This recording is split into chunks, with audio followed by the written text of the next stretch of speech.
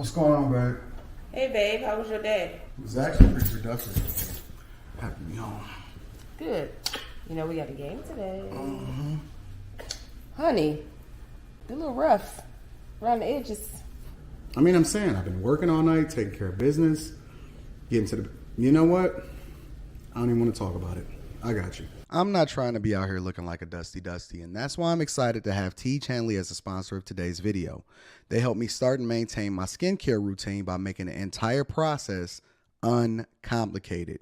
Honestly, it's the best skincare system for guys like you and me. I recommend you start with their level 1 system, which come with all of the basics. A daily face wash to get rid of the dirt and grime on your skin, a 2 times per week exfoliating scrub to get rid of the dead skin cells, an AM moisturizer with SPF 20 because you should always be protecting your skin from the sun, and a PM moisturizer to help your skin stay hydrated and healthy throughout the night. My favorite part about Teach Hanley is that every box comes with an instruction card that tells you when to use each product, how much to use, and in what order. In addition to amazing skin, members of Teach Hanley get tons of benefits, including at least 20% off the retail price and the ability to customize your box. And because Teach Hanley is sponsoring today's video, they're offering my viewers an amazing deal. Just click the first link in the description. You'll get 30% off your first box plus a free gift. Click the link and get started today. We're taking care of ourselves. Self-care, fellas, is the first step to be able to get to that bag, to take care of business, and be on top of things and level up in every aspect of your life. Feel the Teach, my friends. What's going on is Anton from AntonDaniels.com. I appreciate you guys for continuing to rock with me. I might have to, let me turn this off. Give me a second.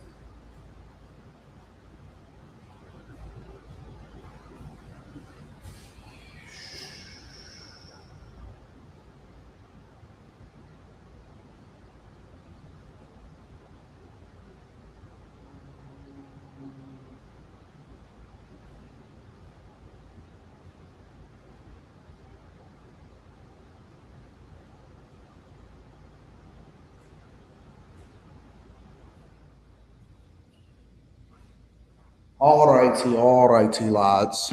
So, top of the morning to the bag chasers and to everybody here. What's going on is Anton from AntonDaniels.com. I appreciate you guys for continuing to rock with me. It might be a little bit of an echo because I'm not using a microphone. I am in the content creation space, and I have a lot of people that is coming in and doing work and delivering furniture and all kind of stuff. So let me just kind of give y'all a little bit of a tour. I'm on my standing desk right now, so I got fiber being installed. What up to Demetrius, my dog?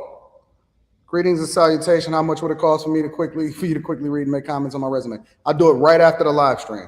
So let me give y'all a little bit of a idea. So this is my view from the content creation space. I get the view and see downtown Detroit. And again, it might be a little bit of an echo, but we're going to get straight into it. So I'm in an industrial space. The ceiling, which is very, very tall, and you can't really tell, but the ceilings will be painted black. That is an accent wall, but it goes all the way down there, right? I got chairs being put together. I got a standing desk right there. That's going to be one of the couches that we use to record content from different people that come in. I got room where we putting together all of the merch and we doing all of that. So those are the sliding doors right there. I got lots of furniture and boxes and different things that's being delivered. And we are going to be in the content creation space. So you get to see it live. And again, I'm moving all of my offices and everything is going to be centralized right in downtown Detroit. I thought about going to Miami. Actually, you know what? Let me spin this around. I thought about going to Miami, building it there, building it in Tampa. You know, I thought about doing a lot of different things, but I decided to be a man of my word as far as reinvesting in my own city, in my own community, and continuing to pour into and be centrally in the spaces where I feel like we can have the most change. For any city, not only is it thriving downtown, but there's still a lot of need and a lot of growth. And I believe that small business is the backbone of America. It always has been, it always will be, and we always gonna have the big companies. You're gonna have the Apples and the Walmarts and the Teslas and Microsoft and all of that. But I think it's the small business owners. And more importantly, when we talk about community, and again, I'm apologizing for the echo, but over the next few weeks, we are going to be putting this place together. I got painters, I got different artists, I got graffiti artists, I got painters coming in and doing murals. They're gonna do that whole wall. They're gonna do this whole wall over there. But when we talk about doing things that's good for the community, and this is a standing desk because I don't chairs. I got a bunch of stools, chairs, all of that coming, being put together. When we talk about being people of the community, often at times, and I rant about this and I rave about it, right? Often at times, what we see is people run from the communities that they were raised in. I went to high school, literally right up the street, right? Cass Technical High School is in downtown Detroit. Used to be crackheads, used to be everything around there. Now it's completely gentrified and it's completely changed. And so, I pledged and I said that I'm going to put $1 million over the next 2 years into my own community specifically, but that's not where it ends, that's where it begins. And so I'm not running away from my city. I'm not moving, once I've become what it is. I left my city, became what I needed to be outside of the city, and then I'm bringing my resources back. So, the majority of the future real estate deals and things I do, I'm going to look to focus the majority of that into the cities. I'm going to look to rebuild my community, the neighborhood that I grew up in and came from. My goal is to continue to buy up every single piece of land and property and gentrify it myself, and then put who I want inside of those communities. And so, when we look at these people that are all awesome and we highlight how great they are and how much they made it. And again, the reason that I'm having this conversation, is because there's a lot of talk about community. There's a lot of talk about what goes on in your neighborhoods. There's a lot of talk about what should be done, but there's very few people that actually participate in the process. People leave, they run away, they don't necessarily participate, but they got the most to say about what should and shouldn't happen in a community. Well, I always am a man of my word, and I'm always a man of action because I believe that that's the way that you communicate most effectively. So I've decided that not only am I moving my permanent residence back into Detroit instead of the suburbs, and don't worry, my daughter I still got my places. My daughter will go to school out there, but I'm going to spend the majority of my time. I'm moving my residence. I'm moving my offices. I'm moving everything back into Detroit, and I'm moving it specifically in the communities that I grew up in, which is largely Black. And so for everybody that says that they blackity black or they pro-Black and all of this stuff, because I'm not. I am a person that moves based off of character, and I rock with people based off of character, and I don't rock with people based off of color. But for anybody that says that they Black and they pro-Black and all of this other type of stuff, and they pro-community and they pro-poor and all of this stuff, okay, well, put up.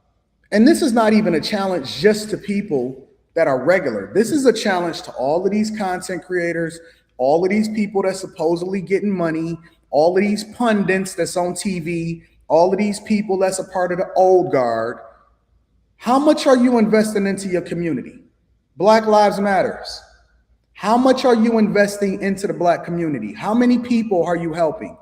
How many times have you actually showed up for Black people and not for just the alphabet community? How many people have you truly helped instead of just taking money out of the community? Listen, they take y'all money and then they go and buy mansions in the hills. They don't invest in your businesses. They don't pour into your communities. They don't ensure that you're successful. They don't give you more opportunities. They don't do nothing. They posture, they pander, and then they don't do anything. Everybody that I know that becomes successful, I don't see them coming back into the communities. And I'm talking largely about the people that are visible, not the people that I know personally. So, anyways, that's my thoughts. Just thought I'd give you a little bit of insight on what it is that I'm doing and why I'm moving all of my offices and I'm centralizing everything back into the city. And that's where I'm at. That's why I got a lot of echo, because everything is completely new. This is what I've been working on for an extended period of time. This is a part of the thing that I said that I'm transforming. And this is why I'm me and they them. Without further ado, what's going on, chat? How y'all feel? What's going on, friends? I see y'all in the chat. I see everybody getting in. Make sure y'all tap into the Patreon. Link is in the description as well as pinned to the top of the chat. And if you need to kick it with me personally, email me at AntonDaniels413 at gmail.com. Thank you, Natasha. So the echo isn't that bad. But as we fill this out, and we get more furniture, and we get chairs, and we get soundproofing, and we get the ceilings done, and all of that other type of stuff, it's going to sound absolutely phenomenal. So, anyways, that's what I'm up to. What is your your other favorite content creators up to? What is Boyce Watkins up to? What is Roland Martin up to? What are all of these people that saying that they pouring into the community? What are they up to? What are they doing? Anyways, let's continue. So, somebody sent me this video, and I got to give a little bit of credit. So let me get a credit first. Credit goes to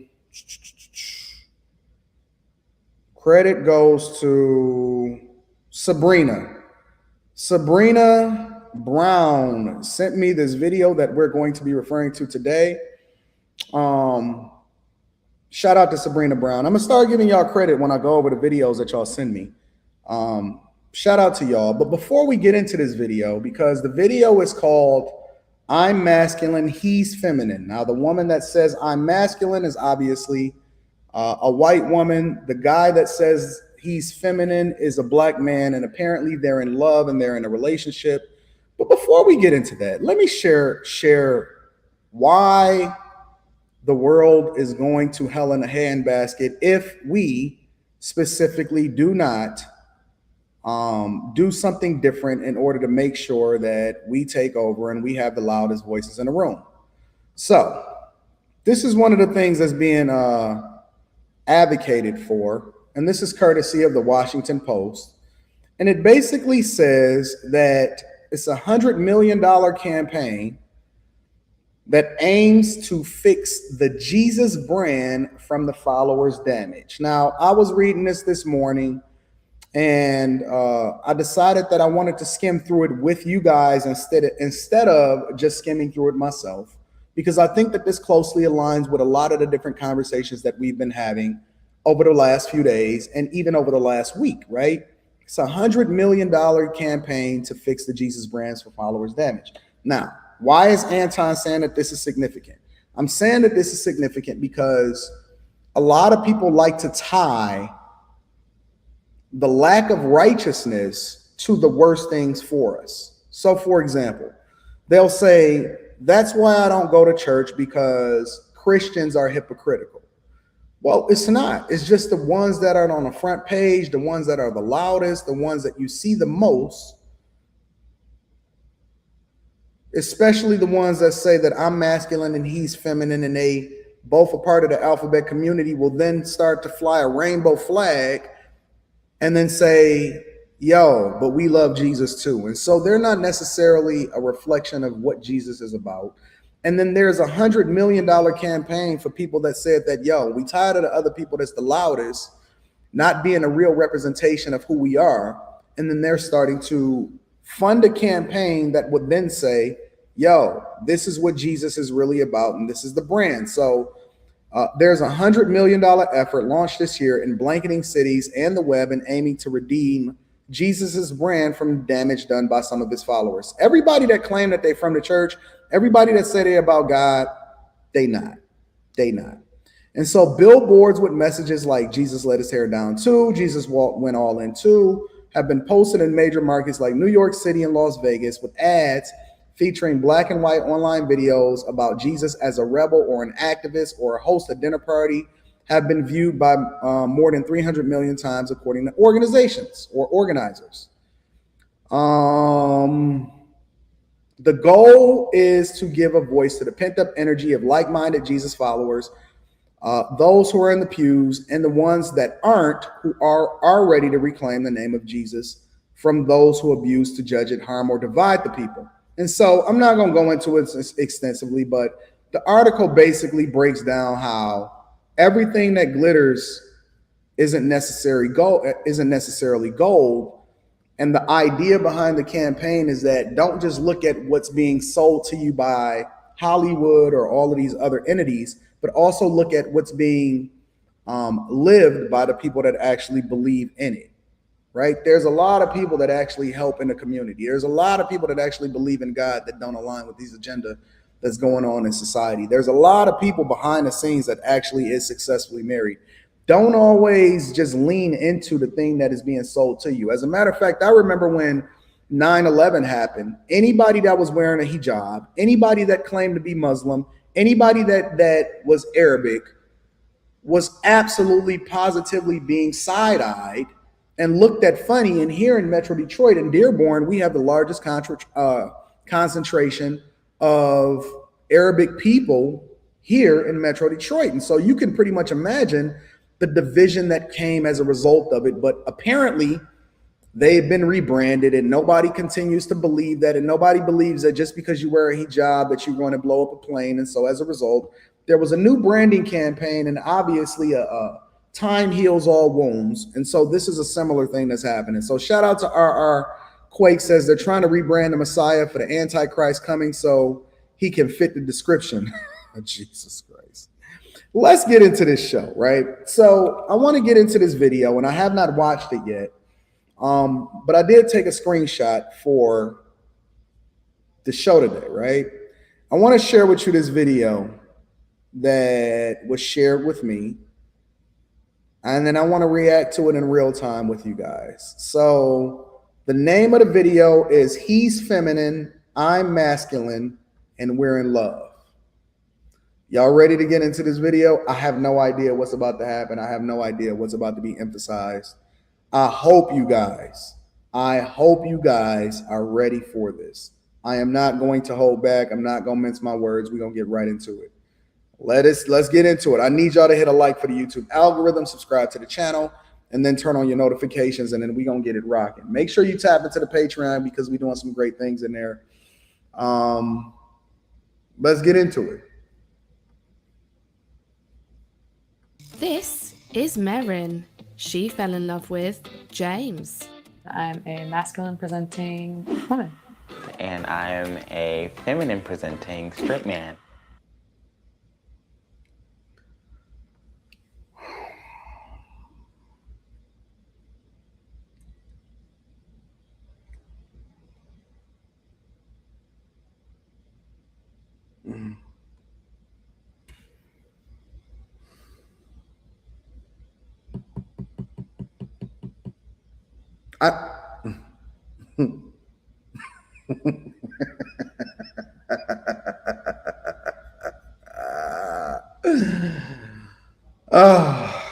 Let's start over. Let's start over, y'all. We're going to start from scratch. Jesus. This is Merrin. She fell in love with James.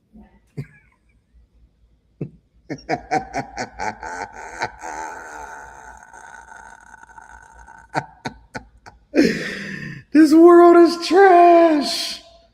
This world is trash. I haven't even gotten 5 seconds into the video and I'm already broken. This world is absolutely trash. All right. Okay. I got to play the video. We got to mix it up.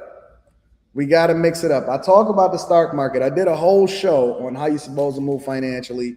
Tomorrow, we're going to do a whole show on how you're supposed to move financially. But the thing that y'all got to understand is that what I want y'all to understand is that it all comes back down to the money. And let me give you a little bit of the reasons why I mix it up for you guys, right?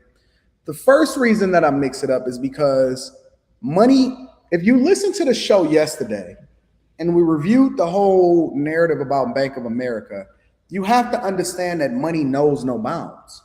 All of this is not only an agenda for them to change how it is that you view things from a moral and ethical perspective, but you have to understand how it all comes back down to the money. When we talked about Bank of America's perspective on what was coming in 2023 as far as the recession yesterday, you had to understand that he talked about a lot of different subjects. He talked about the war in Ukraine. He talked about oil. He talked about the markets. He talked about what the president was doing, policies.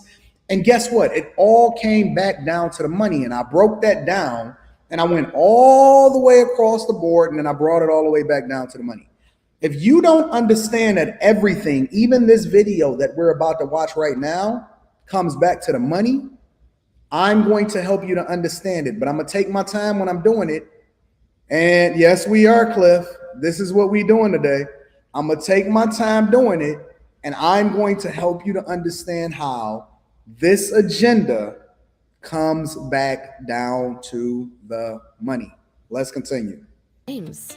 I'm a masculine presenting woman. And I am a feminine presenting strip man. I guess people perceive us as weird as a couple because we don't follow the regular. What was that?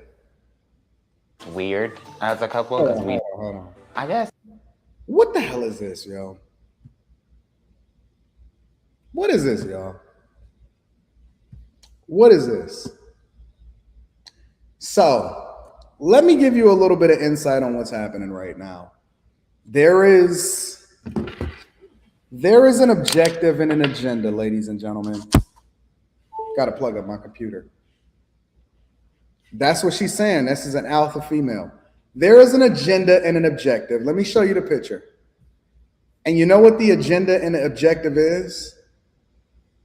It's to disrupt the system that has largely empowered men to be the masculine ones, which ultimately devalues men in a general sense to prevent us from really being the ones that make the most money. If you can destroy the man, you can destroy his money. You then disrupt society. And if you look at any culture, any society worldwide, right, you have to understand that the state of the community is based off of the hierarchy of where men are, right? Think about it, and you have to understand and look at it in its entirety and in its totality. You think that this is just about modern relationships. It's not. It all comes back down to the money. But you have to trace the steps similar to how I taught you yesterday when I talked about how in Baltimore, for example, right? When we talking about The Wire, you thought it was a drug thing. You thought it was about the police chasing the bad guys and it was the cops and the robbers. The reality is that once you start tracing the money, you started to see what the agenda was and who was trying to do what when. It goes even back to, yes, you are absolutely correct, Malachi. Hold on, wait, let me get this one. He says she's strong. Malachi, it's demonic behavior. And the thing about it is that people like me are starting to become the minority, because if I start talking about how it comes, do you know how they cancel people? You know how they cancel people? I'm about to get into this video. They're pushing this in your face, right? And the way that they cancel people is they start to tap into their money. The reason that they're able to silence you is because they start to tap them pockets. If you want somebody to shut up, tap their pockets.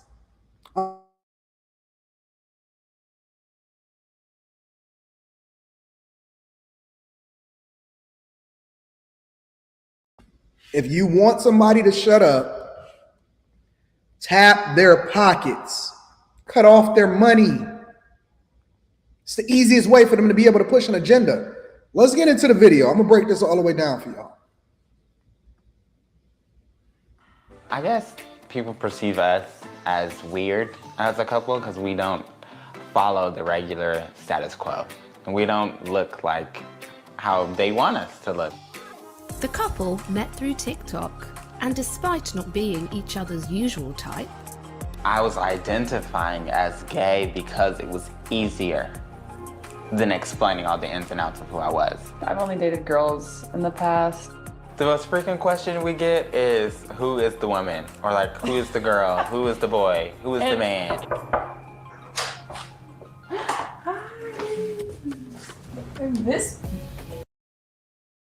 So, think about this for a minute, y'all. The first step was to normalize. The first step was to normalize what we thought was wrong. They've reprogrammed you into normalizing that it is okay for a man to be with a man and a woman to be with a woman. And then I said, yo, y'all going down a slippery slope, right? And so now you're so confused to where the next step is to, even if you are a man that decides that you want to be heterosexual, it's okay for you to have feminine tendencies. What better way to destroy a household? Do you know that the people that embrace alternate lifestyles the most are actually poor?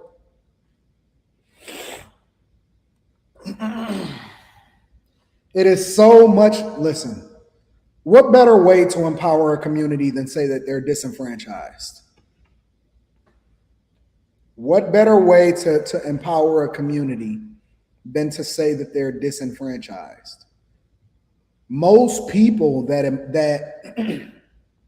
embrace the worst things for us are poor.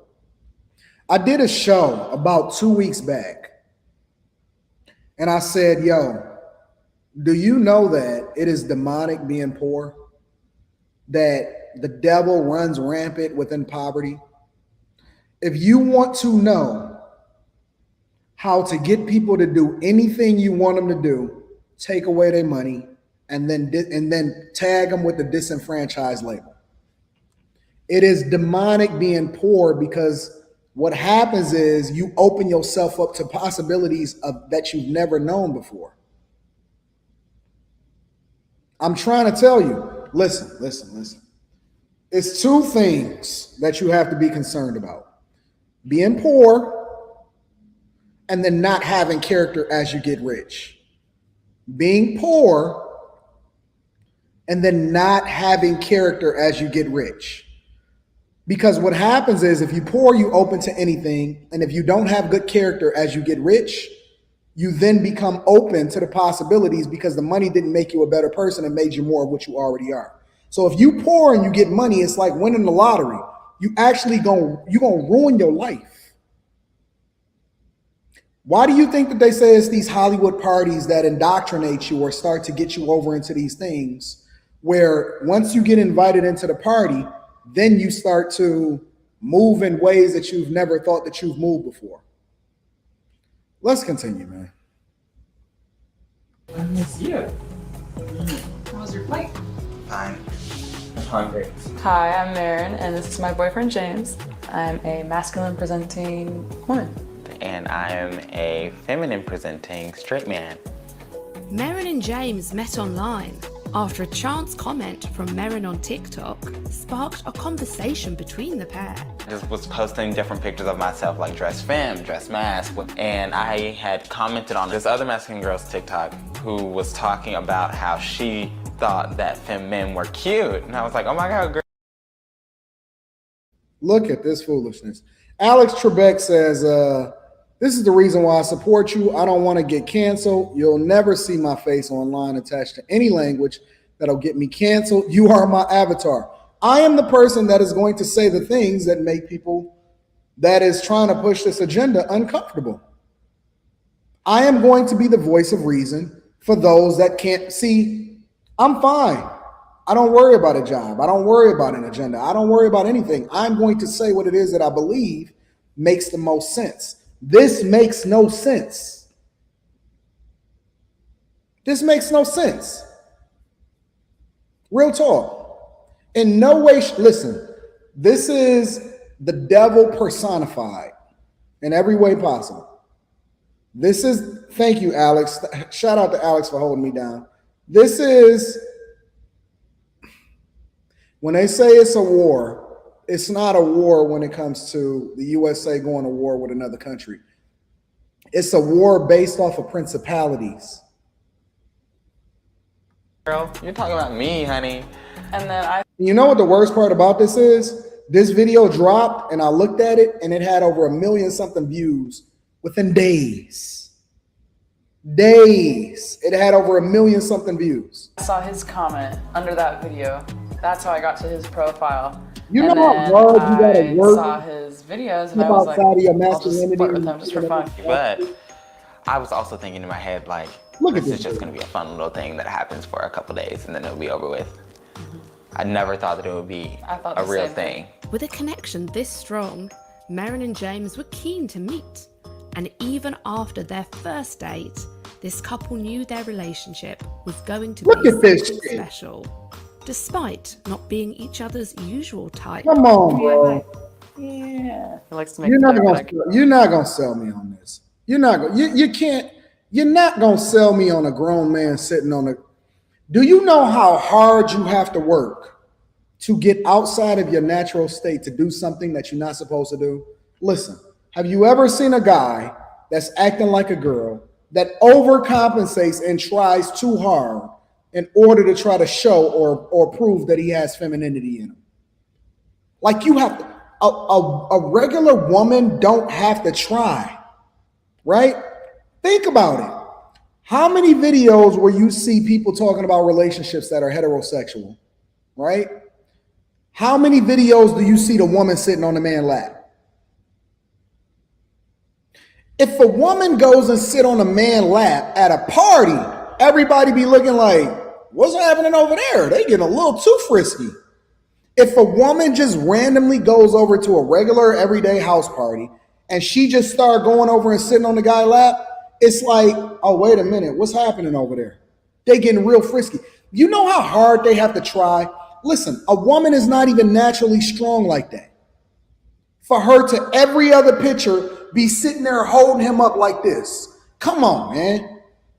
Do you know how hard you have to try to step out of what you naturally are in order to try to emphasize or to highlight how this is your life? You got to try too hard. It's not real. It's not even real. Look at this picture. Look at this picture. This is the perfect picture. She's wearing a wife beater. He has on butterfly eyelashes and makeup. Like, it's too extra. It's too extra. It's trying too hard. Let's continue. Came out the womb masculine because Honey was wearing boy clothes in elementary school. so I've only dated girls in the past. I'm very much attracted to femininity as a whole. I love that just his energy is very feminine. Like sometimes he'll like this is not, the little jacket's not feminine, but the way he's acting is feminine. My sexuality was all over the place. Very much. This is hard. I'm being honest with y'all. It's very difficult for me to get through this video. It's very difficult to get through this video. In high school, I was like this full straight, like almost hyper masculine version of myself where like I was still. Come on, man. That's a whole regular dude right there. That's a whole regular dude right there, bro. A whole regular dude. One of the girls. Look how regular he looks. Look how regular and natural he looks. He doesn't look like he's trying. He looks like he's just being regular. Somebody tooted that boy's horn, I'm telling you. I'm telling you. Somebody tooted that boy's horn. They approach you in high school. They test you in high school like you at a Hollywood party. Somebody turned that boy out. I'm telling you, man. I'm telling you. His first piece was that bussy. You know what bussy is? With a B? B-U-S-S-Y? His first piece is bussy. I'm not lying. I'm not lying. I'm not lying. His first piece is that bussy. And they turned that boy out.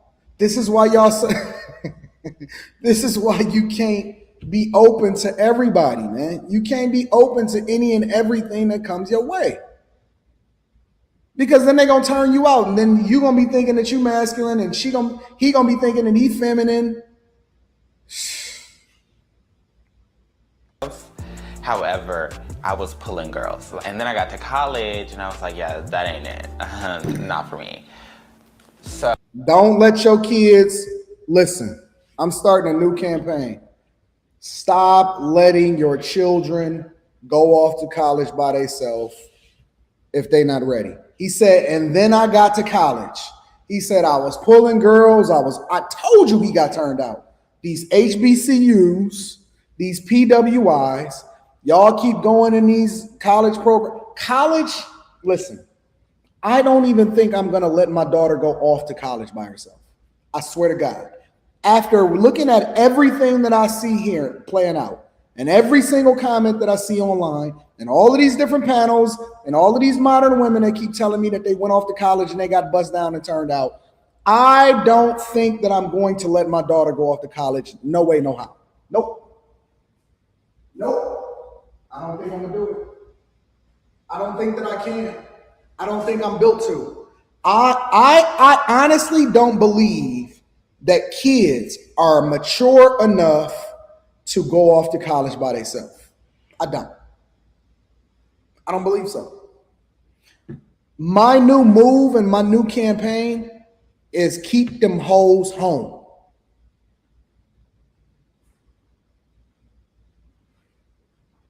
My new movement.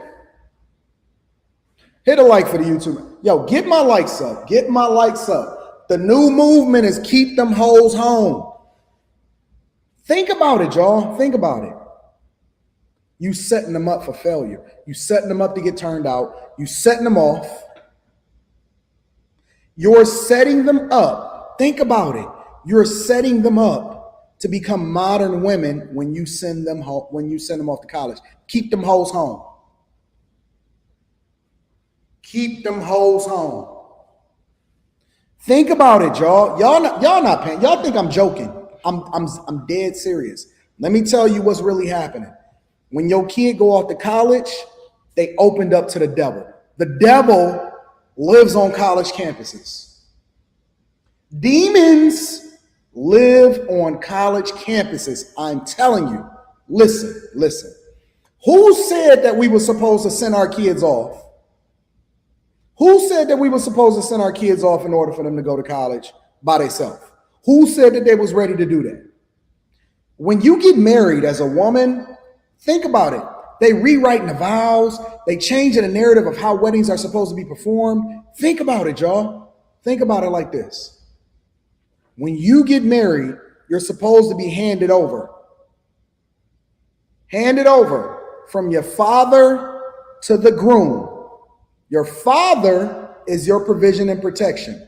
The groom he's called a groom for a reason. They hand it off to each other so that you're always provided and protected for, so that you don't get caught up in things that you're not supposed to do. You don't wind up being for the streets. You don't get exposed to things that you're not supposed to be exposed to. Why do you think that my wife is the way that she was, even though she was raised in that specific household?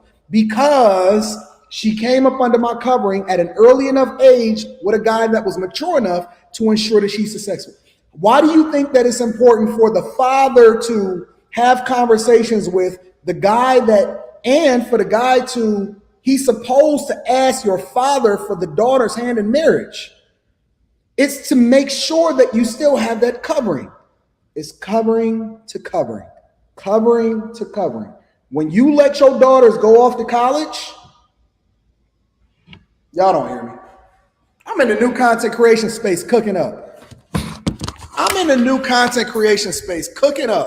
I got the city behind me.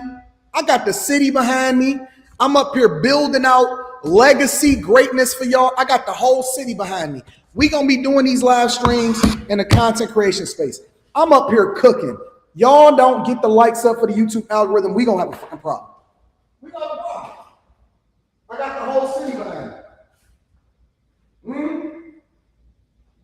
We not at the home office no more. We at the content. This is gonna be a whole thing. I am cooking. First day in a new space, I'm cooking up. Chef Tan Boyardee is in the building. You send your daughter to college, you send your zesty son to college, you opening him up for the devil. He has no limits on how much he gonna give up that boy pussy. No limits on you going into debt. Look, think about it, y'all. Think about what you're doing. All of the different ways in which you messing up their life. Financially, think about it.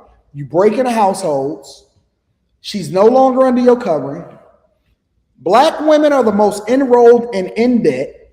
So you're saddling her with a bunch of debt because she know not what she does. And you making her and ruining her for the future because she can't unsee the trauma bonds and the soul ties that she had from all of the different men that she having sex with. So now you setting her up for failure financially, emotionally, physically, all the way across the board.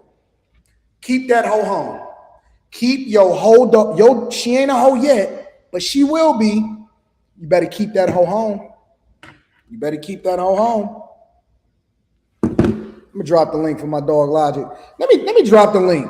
Anybody that want to come up and have this conversation, we in a content creation space now. I'm about to pin this to the top of the chat. You better keep that hoe home. I'm trying to tell you. You better keep that hoe home. So I was identifying as gay because it was easier than explaining all the ins and outs of who I was. Like, never really just jumped all in with a man. I never had any interest in doing that. So when the world went on shutdown in 2020, I was on TikTok constantly, like everybody was. And I was like, oh my God, these TikTok lesbians are so fine. So that's like the first time I was exposed. He had to give him a white girl. He went and got him a white girl. Idle mind is a devil's workshop. Sitting home during the pandemic, ain't nothing to do, giving up that boy pussy, and now all of a sudden, Jesus Christ. To like masculinity through a woman. Now, Merrin and James have been dating long distance for over a year. Man, let's link to the top of the chat for y'all to be able to come. I have cooked. One time. I cooked for Valentine's Day. Yes. And it was bomb.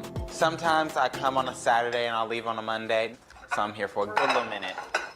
I guess people perceive us as weird as a couple because we don't follow the regular status quo.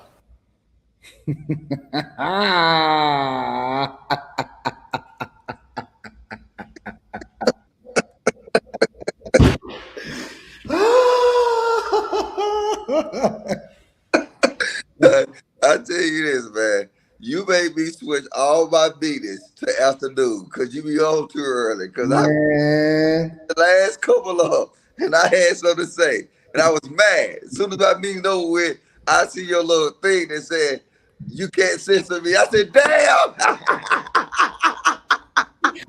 Dog, it's crazy out here, bro. Ooh. It is crazy out here, bro. Bro, I was looking at in the military, right? That they doing, so military, we do runs and stuff, right? Mm-hmm. So like, we do like any kind of runs, man. Like it'll be your favorite NFL team run, everybody wear their jerseys and stuff like that. Yeah. So now I saw a whole Cabbage Patch goddamn run. I saw all these motherfuckers in these, like these, what you call them little dresses that the little ballerinas wear? I don't know what the name of. This world is crazy. Man, it's nuts out here, bro. Yo, you know what? All I want to say real fast before we continue with the conversation is, Brother Anton, it's so nice to finally meet you via video. I talked to Logic before on the Lapeef network one time. Yeah. Bro, I think what y'all doing is great. I feel like men like y'all, men like me, I'm not, as far as y'all, way beyond me as far as financial. I'm talking about as far as the brain work goes. Mm-hmm. They're trying to really make men like us extinct. Yeah, telling the man to be a man, letting it be okay to be masculine. Yep. And you know what I think? Toxic masculinity does exist, but I think it exists in women. You got to break that down for me. Yeah, Please explain. Meaning that men, we're just on the even keel of masculinity. We're not trying to be overly masculine. So talking to a woman that's overly masculine is a natural thing for us now in the Black community. So that's toxic masculinity. But they gotta try too hard to be that way though. But they so well at it. They do so well at it though. Like easily. I know women that have beat up dudes that are bigger than them. No, bro. They ain't beating them. Look, trust me. I mean, look, I done seen a dude run away from a chick and try to reach back and push out the way and he ended up breaking her jaw. You know what I'm saying? By doing this. You know what I'm saying? So I mean, dudes be running. And I said this too on the Lil P. Everybody like, no, Logic, you must be talking about war. No. Dudes across the US be running from these masculine women to protect themselves from not beating their ass. And then now, I used to be the same one that used to be out there like, no, bro, don't do that. No, bro. I don't know. I might be in jail. I might hand them the shank. You know what I'm saying? When I see things like that happen, I mind my damn business. Because the minute you go to help her, they're going to both jump your ass. I don't believe in helping that. I'm not saving no chick, bro. Listen, man, things are so out of order. Did y'all see what happened recently this week in New York with the women with the neon suits on, beating two women on the train? What happened to me on the Lapeef network just a few days ago. What the fuck? These are women. But you can tell it was Black mixed with Hispanic women on the train. Beating women ass. If a woman want to be protected by me, she got to be married to me. She got to be my daughter, and she still got to shut the hell up. So let me ask you a question. Give me a peace sign, baby girl. Brother Logic, let me ask y'all a question. She got to shut up. She got to shut all the way up. Like I'm not arguing with no woman, bro. I'm not arguing with no woman. I'm not gonna go back and forth with you. Like, and I'm talking about in real life. We ain't talking about this internet junk. Like, you want to do your own thing. I'm gonna let you get out there and rock. I'm not gonna sit here and protect you from yourself. I'm not doing that no more. Do you think that that what Andrew Tate said on the Piers Morgan show was absolutely true to protect the women? I didn't get a chance to see it. You got to give me the skinny. Okay, the skinny was one of the topics he had, which Piers Morgan would not let him speak at all. He said that for a man to actually protect the woman, he has to have some type of control, be able to check her, to help her protect, just protect her, like meaning he should have authority. The word he used was authority. Yeah, agreed that for a man to actually fully protect his woman or a woman around him, that he should have some type of authority over that woman. Yeah, absolutely. How you gonna protect her if you don't have authority? I agree, 1,000%. Pillow talk. You got to give me a peace sign, baby girl. I got to know that it's a real person.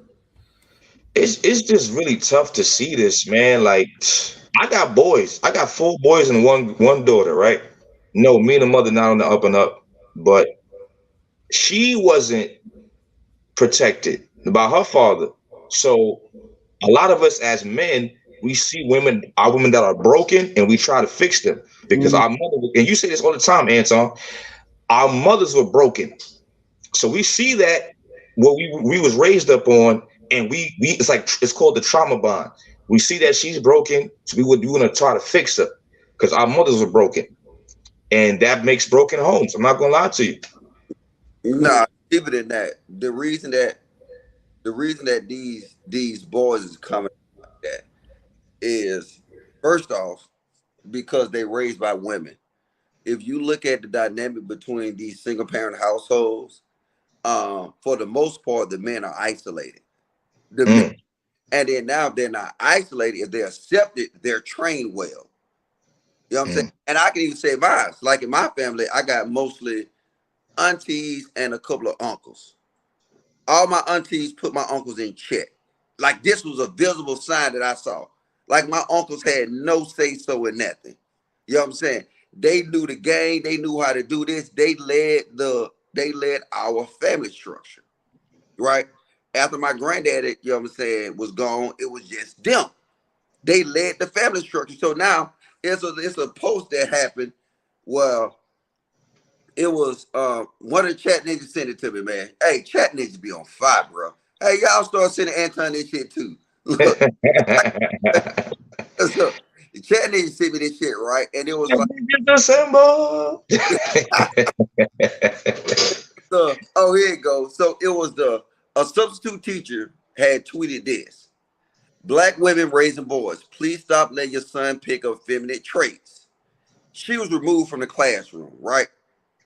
She was removed from the classroom? Yes, by making this tweet. And all she said is that, and this could have been an in general tweet or whatever, but all she said is, black women raising boys, please stop letting your sons pick up these feminine traits. Yeah. And it see this a lot when you have a household and a family structure that's exclusively ran by women.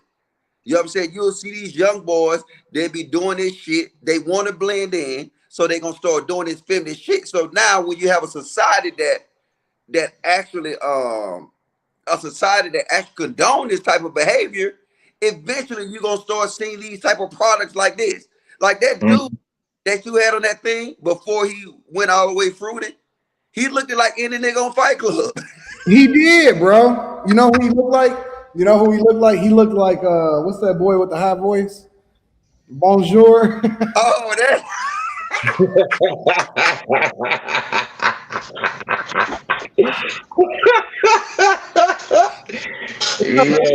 What up, Freezy? Man, what's going on, Anton? Anybody is welcome to come join the panel. Hey, well, I guess baby girl left because she didn't want to get on camera. What up, Freezy? What's your thoughts, bro? Man, I seen this video a few days ago, and when I looked at it, I said this got the black woman written all over it, man. Bro, let me tell you something. Black women, people don't understand how much of a pandemic this is. Like, black women across America are single-handedly installing such a degree of fear in our young black boys into like a submission type spirit. And this boy, first of all, he playing games, with the white girl. He gonna give the white girl incurable disease. She gonna have feces in her vagina on a regular. Yeah. She got the strap. We know she got the strap on in the closet. Who is they fucking fooling? Yep, I agree. And I'm gonna tell you something. This is why I go so hard on these panels, especially when I debate with black women. Well, look, there go Anton flexing again. That's the ostrich Anton. Look at that chair. Listen, this is the same diamond stitching that's in my Mercedes, boy. Sheesh. Yeah. That's the clean. Same diamond stitching that's gonna be in the Mercedes. That's that cocaine white. I'm about to say that looking real cocaine is right there. Sheesh. Yeah. You just missing the gold stitching on it, like sheesh. We gonna get it popping in here, but go ahead, Freezy. Yeah, man, but that's why I go so hard on these panels when, I have conversations with black women. I'm trying to get them to understand and to see what's going on with these black boys and how they're being raised, man. But it's, bro, for some reason they don't want to see it. They don't want to see it. That boy on that video is fucking destroyed, bro. Yeah, he's mentally, he's fucked up. He's broken. He's broken. Do you think that he had a father in the home? Hell no. Hell no. Hell no. Knock on wood. Only reason that I say it's a possibility he could have had a father in the home is because it's a lot of feminine fathers now. That's true. Father could have been a pushover. You feel what I'm saying? It's a lot of feminine fathers. Shout out to the malevolent elephant is in the building. Logic, did you see my diamond stitched chair? Pearly white. The same that's in the Mercedes? Yeah, see, you know what? Fucked up. Because you know what? We got there, we doing our studio right now. And then now you try to it's all good, nigga. I didn't even know you was doing your stuff. Shout out to malevolent elephant is in the building with the 100 ball, always making sure that we taking care of. What up, though, big dog? The big? No, you know we can actually done custom. Yeah, dope. That's dope. We gonna have 2 studios then. No, nigga, I'm pulling up to Detroit. Nigga, I'm pulling up to where you at too. I know I got my RPG ready to go to Detroit. I gotta drive there because I have my. I already got the couch, bro. Let me show you where we gonna have the women at. I gotta get my shit together. Y'all talking this big money. I gotta get my shit together. This where the women gonna sit right here. They gotta sit on the couch. All right. Well, that's nice. They gotta be on the couch. We not letting them sit nowhere except for on the couch, bro. I got something for you then. You know I've been meaning to say now that I'm here. I'm finna send you a Chat Ninja poster right now, so you can put it up. I'm putting it up too. I'm gonna put it up. Shout out to Malevolent Elephant, always holding us down. I don't know. He might have had a father. What up, Onyx? Onyx. I'm gonna see Onyx. I'm gonna be seeing Onyx. What, a week and a half from now? Onyx dope, man. Oh, that's that millionaire chick that's in Cali, right? Yeah, Onyx. I'm gonna see you in a week and a half, baby. You heard Onyx story, Anton? Yeah, I know her. That's my girl. I talk to her on the phone all the time. Man, she dope, bro. She dope. See, y'all, that's what's wrong with these. That's why these like that in high school. She dope. The dog. If you heard her story logic, you will understand why I said that. Nah, she pretty as shit. No cap. She pretty. Oh, see, here it go. Hey, now when that terrorist blow up the whole goddamn Anton new studio space, and he gonna be coming back, it's like, damn, it's like.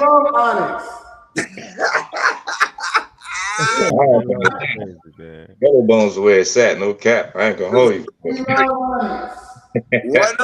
One of them said, Anton said she was super dope. Then freeze again. And then you see my man right here, automatic gonna say she look good. She look good, but nigga, Terry's supposed to look good so they can blend in and blow your ass up. Yeah. No, she look. Well, I'm saying I wasn't saying it because of her looks. I was saying you got to hear her story. Her story, though. You know what I'm saying? I wasn't saying it because of her looks. I freeze. I got a dope ass story too. You want to hear my story? Yeah. You gonna run around YouTube saying Mr. Elijah got a dope story? Yeah. Stop. I know Mr. Logic's story dope. That's why I follow Mr. Logic on YouTube, Instagram. Like, hey, Logic. I was just talking about you yesterday.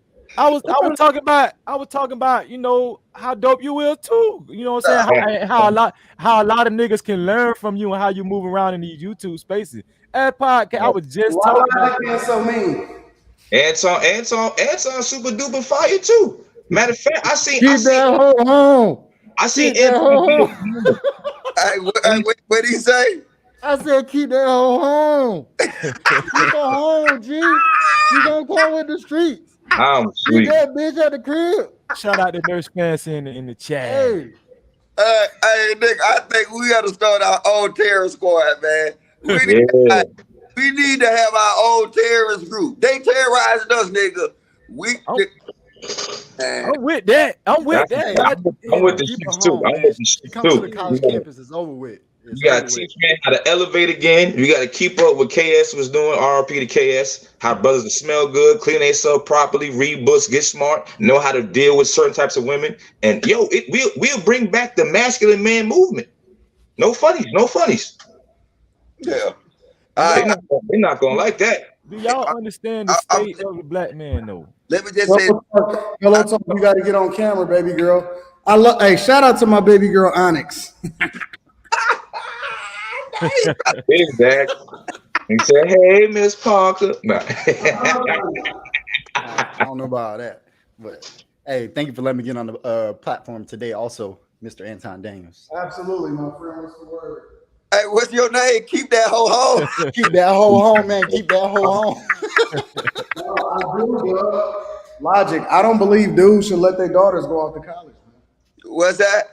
I don't believe dudes should let their daughters go off to college. Nah, I think. Look, it come to a point, man, that I think that colleges should be split up, man. Well, you know what? If you have an all-girls school, they're gonna be eating each other pussy. So I don't know no more.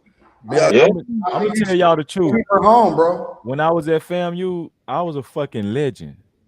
And I'm Anton, you right. I'm telling you. You I right. think that college is a setup to have these hoes for the streets. Man, I'm trying to tell you, man. It could be college, true. That could college be true. worse than the streets. Now Hey, you gotta send them like Cornell. You know what I'm saying? Like you put it like this. There can't be no historical black colleges. You take all them off bat. Like you take them off the list off bat. And then now you got to look at the region. You know what I'm saying? You'll be probably most successful sending them to like Arizona State, the University of Arizona. But like some of these PWI, that's what you're saying. well, even some PWIs, some of these PWIs now that's in these cities, they just as fucked up because they trying to blend in. Right now, it's like being a fucking retard is in style. You know what I'm saying? Like obeying by the most hideous shit is in style. Like all the little fucking pronoun shit. Like I don't know if y'all work now. College is an indoctrination camp. Shout out to my dog, Mr. Fantastic, in the building. Who is that? Yo, what up, man? Hey, I got some documents for your motherfucking ass, Mr. Fantastic, nigga. I'm going live on your. Hey, I'm going live on your ass, Mr. Fantastic. Let me know when you do now. Hey, so I can pull up. You fight it. So I can pull up. Nigga, hey, we got smoke for your ass, nigga. You gonna apologize to all the goddamn OGs in the military. Paperwork. They was paying y'all OGs in actual checks, bro. I ain't never received an actual check. You know what I'm saying? So you at a different level, bro. Hold up, working out? Yeah, of course. What you mean? Wait the fuck you nigga? We on live, nigga. We don't want to see you. You ain't saying you dripping on the phone and shit. I'm multitask, brother. No, is you trying to be like the fruity nigga we just talking about? I don't want to see Whoa, this man knows. We don't want to see you sweat, nigga. I ain't sweating. We ain't gonna see no sweat. We lifting, brother. We lifting. You know what I'm saying? BABG, baby. You know what I'm talking about, man? Yeah. Yo, I can't even talk because the first time I was on the Lapeef Network, Anton caught me doing pull-ups and shit. Hey, man. Health is wealth, baby. that's a fact. That's a fact. Health is, and you know what? We gotta start doing that too, man. We got too many little fat black boys running around here looking all fat and nasty with titties and all that. Like, come on, brother. Because that's it. Hey, that Santana guy, man. Hey, he's 9 months pregnant. He might be able to claim he a woman. You know what I'm saying? Listen, I'm not even looking at dudes like that. Like, nah, I don't think that's funny at all, brother. On my live, I'm hitting the button like, the fuck is this shit? No, they got it's being forced though. That's what he's saying. One of the big things, like they keep throwing sauce and Santana in your face. Like, yeah, it's forced. That's a fact. That's forced. Or whatever he is or she. Yeah, that's what I'm saying. They're forcing it. And like you guys were saying on the college tip, right? So this has been proven too. You know, the Russian guy, Yuri Brezhnev, been telling you since the 80s, like all college is this big propaganda, man, for, you know, communist ideology and thought. And feminism is, people don't know this or understand it. That's a branch of communism. Because like you say, it's about taking the men away and destroying the men being in control. And if your men not in control, bro, that country's gonna fail every time. The money and everything behind it. The more control you give the women, you know what I'm saying, the faster there's going to be a decline. I literally just said that, bro. I said if you want to see the community, all you got to do is look at their men. I said it every time. You know what the hood is now? The hood is basically the woman king in real life. That's what the hood turned into. No cap. No, a lot of aggressive. He missed one attacking women, attacking dude ass women. I'm like, damn, like it's like I can't even holler at a chick in my vicinity because they too tough. Like, damn, like. Female, you just hitting it. She just like, nigga. Hold up. Mr. Fantastic said something good, but I'm going to add something to it. Mm-hmm. The more perceived power you give to women, it's perceived power. They can't, it's not executable power. They can't actually do nothing to no man. The more perceived power you give women, the more power you give the establishment. So the establishment is gaining the benefits from all this. So actually, establishment power is giving power to women. And therefore, they feel like they're powerless based upon the system. So now the power structure, like we can't do nothing. Right now, you got dudes scared to show their face. And I salute you, and I salute Anton, and I salute my motherfucking self for being a man that get up here and say what need to be said and we ain't scared about getting canceled. Yeah, exactly. Yeah, man, you gotta definitely gonna say what needs to be said because it gotta be said. But there's very few dudes that do that. Like you said, it's these young cats, man. They, you know what I'm saying, the only thing they know how to talk is in a TikTok dance. And most of the stuff they might be on the camera, but they're not saying anything. You know, or entertaining or putting a wig on and doing the whole wig comedy and imitating a female thing. And like you said, man, it's a major issue and problem with us like nobody else because, you know, black male masculinity and just power and everything has always been attacked here. You know what I'm saying? And I just think it's been so long that we've had it that we don't understand the importance of it. It's been lost. Because like you said, they give you this false thing of the women being in power, the women being in control, so brothers lose the importance of it. But you know, back in the day, you used to kind of could kind of point out them feminine dudes, but now they camouflaging the femininity. These feminine niggas got gold teeth, they got 3-piece suits, they got construction clothes. These niggas camouflage now. They come in all shapes and sizes, all fucking colors. No. Just saying, man. Atlanta niggas. Say Atlanta fellas, man. You right, but you know you can tell they feminine. They know they feminine ass dudes. The first thing they want to do in the conversation is get violent. Real men don't do that. We can have a disagreement without it having to get a gun or a knife. We just disagree to disagree. That's it. But that's a sign of being feminine. A man that's overly aggressive when he feel like he's losing the argument or he's not winning. I gotta fuck something up. That's the side of femininity. Hey, that motherfuckers get mad because I said they terrorists, right? But the beauty of terrorists is they have no allegiance to nobody and they can blend in. Because you have no allegiance to nobody in this so-called whatever conflict or war you're dealing with, you don't have to have, you can just look. A terrorist can put on a goddamn U.S. Army soldier goddamn uniform. They have no allegiance to nobody. They have no colors. They have no flags. They have no morals. They have no values. You know what I'm saying? They out themselves and their personal aims. So with all these little movements you see now, they are legitimately terrorizing different of culture and our perceived tribes. That's why it's so destructive because we don't know.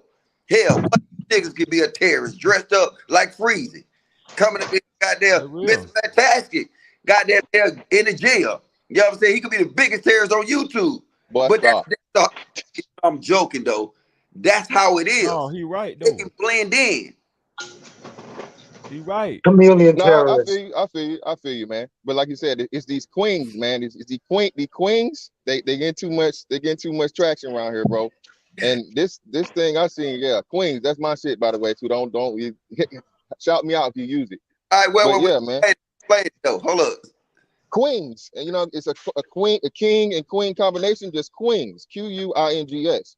These dudes that pretend to be, you know what I mean? Be these comedians y'all talk about, man. It's crazy out here. I'm telling you, dog. And Logic, you know, bro, Logic. I don't know if it started before you got out, right? But bro, like now, bro, it's scary, bro. It's scary. And like I said, you got to watch what you say. You can't offend nobody. They starting to usher in this pronoun thing and all this stuff. Yeah, and it's a lot, bro. Yeah. Oh snap! Bro, what's the usher in the pronoun thing? But what's going on, everyone? Glad to be on. What's up? You know what? I'm gonna give I don't know who said it, but I think it was Wolf Stats, where you said how sometimes how men they can expose their femininity by how they respond and stuff like that. But I'm gonna just give a little pushback, right? Because how my dog Anton responded, and we ain't gonna call no names because I don't want to keep that whole home. Shit.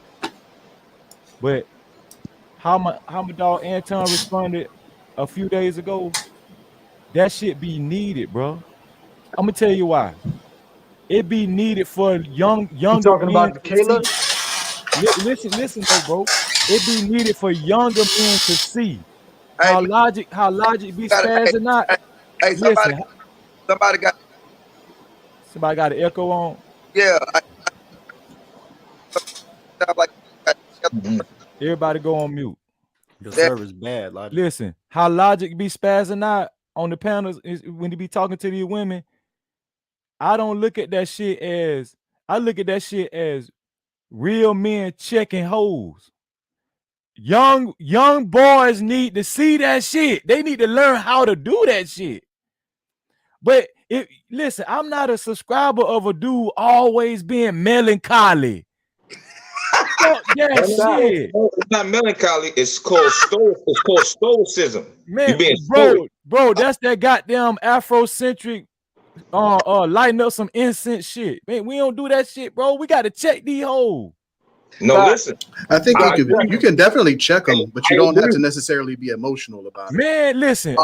See, that's what I'm talking about. Oh, we need JR with that button. Sometimes you got to go in their head.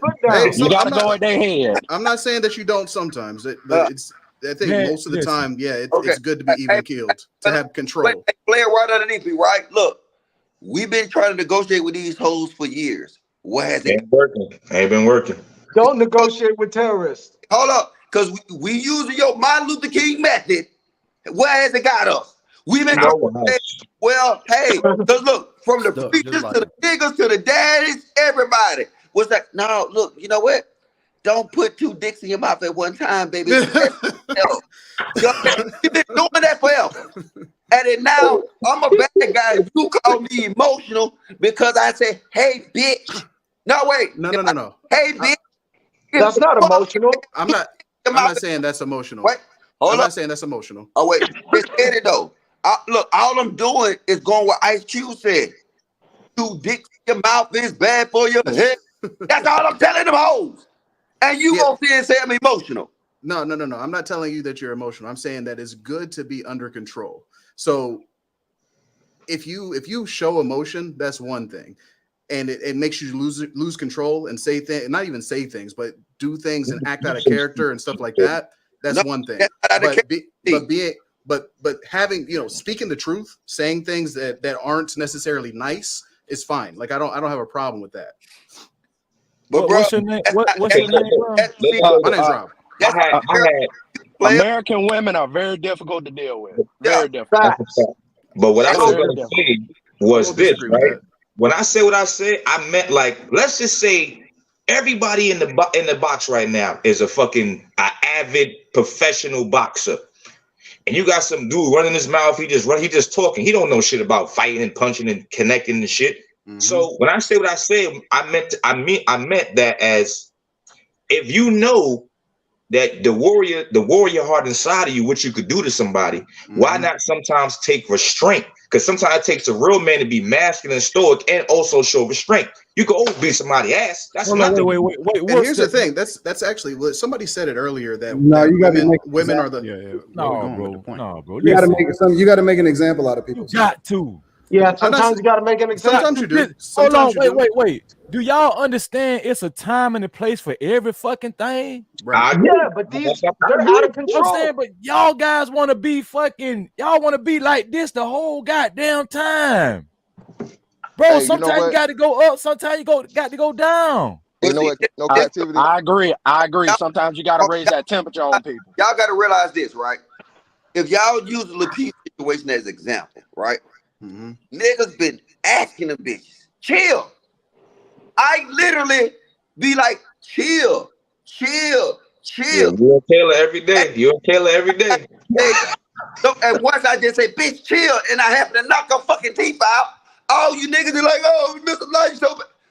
Anton live, I told you, the live was strategically done, and I thought it was one of the best lives that I ever seen actually exposed to somebody. That's why the view reflected, because he showed you the process of him trying to negotiate with these bitches. And then now, soon as he be like, look, just chill, his reflex knocked them bitches' teeth out of his mouth. And everybody, oh, Anton, why you do the bitches like that? Why you do them? Because he been telling them to chill. Yeah, Anton was measured and controlled, though. Like, it was still under his control. It was under control. Like, he did that deliberate. Everything in that was deliberate.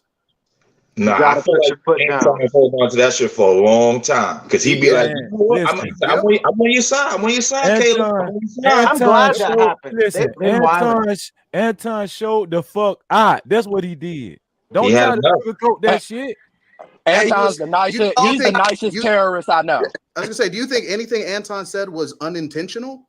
Man, No. he showed. No, Listen, no. what I'm trying to tell you was, We all agree. listen, first of Well, all, there- if you know Anton like I do, the nigga went to freestyler for a minute there. That's when he go. Listen, when he went there adjusting himself in his seat like this, that's when the nigga go to freestyler. You know the man used to rap. He about to put some bars on him. The thing is how skills all come together. You know it's coming from a space of, look, bitch, I'm making an example out of you. Mm-hmm. The way it came out, like when I get on them hoes, it's coming from a space of good. I don't want to get on them bitches. Like I told you, I tried to negotiate with them hoes. Mm-hmm. I bought a whole fucking thing of roaches. I tried to negotiate. And I'm telling you, you cannot do it. So now what you telling me, you tell what you doing, what's your name? Rob. Rob. What you tell Rob is, hey, you know what? Do what Mr. Logic can't do. You know what? You can do it. You can do it. No, stop. Don't tell him that. No, you know what? Tell him, repeat after me. You a terrorist bitch until proven otherwise.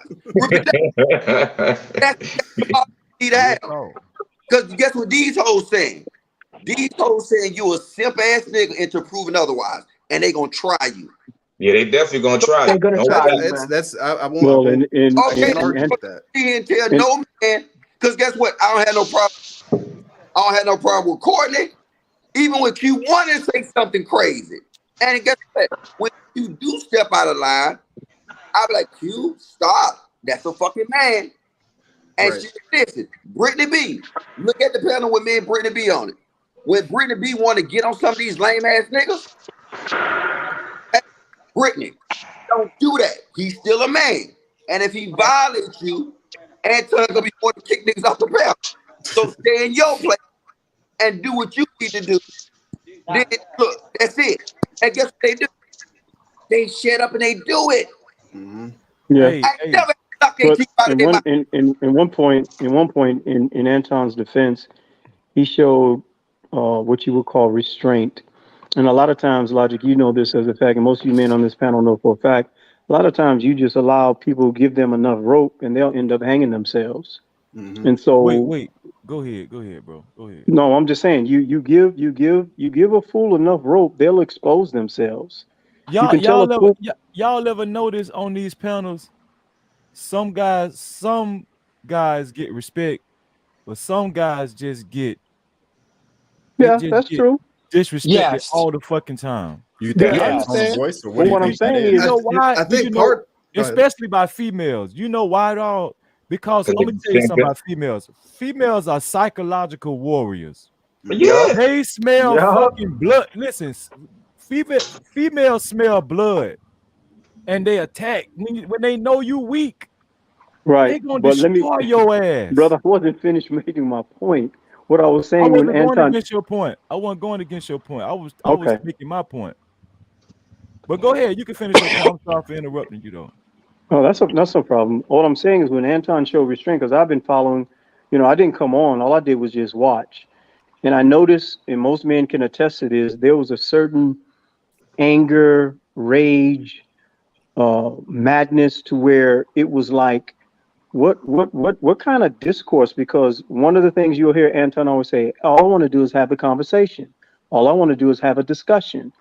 If we can't get to the point where we can have civil discourse and you just want to be disrespectful for someone who's building a platform, who's putting you on and is trying to bring something to a community that we have so many issues, and you want to be disrespectful because you want to clout chase and you want to put a name on yourself on someone else's platform.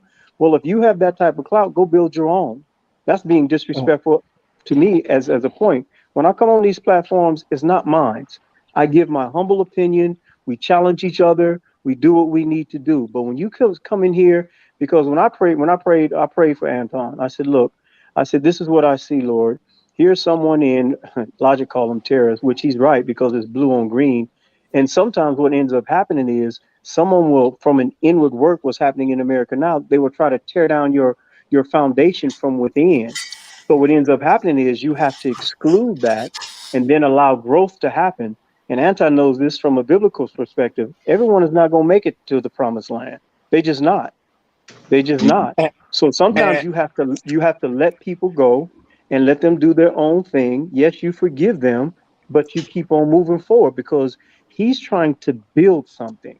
And you can't have people on the inward and people want to associate with him, but because, as Logic said, because you got those blue on green mercenary and terrorist camouflage within the organization, it's a lot of people that don't want to rock with him because those individuals there. So watch what happens over the next couple of weeks and everybody that comes on board and how the Peep Network begin to explode and begin to grow, because it's going to happen, because it's God ordained, number one, and it's going to happen.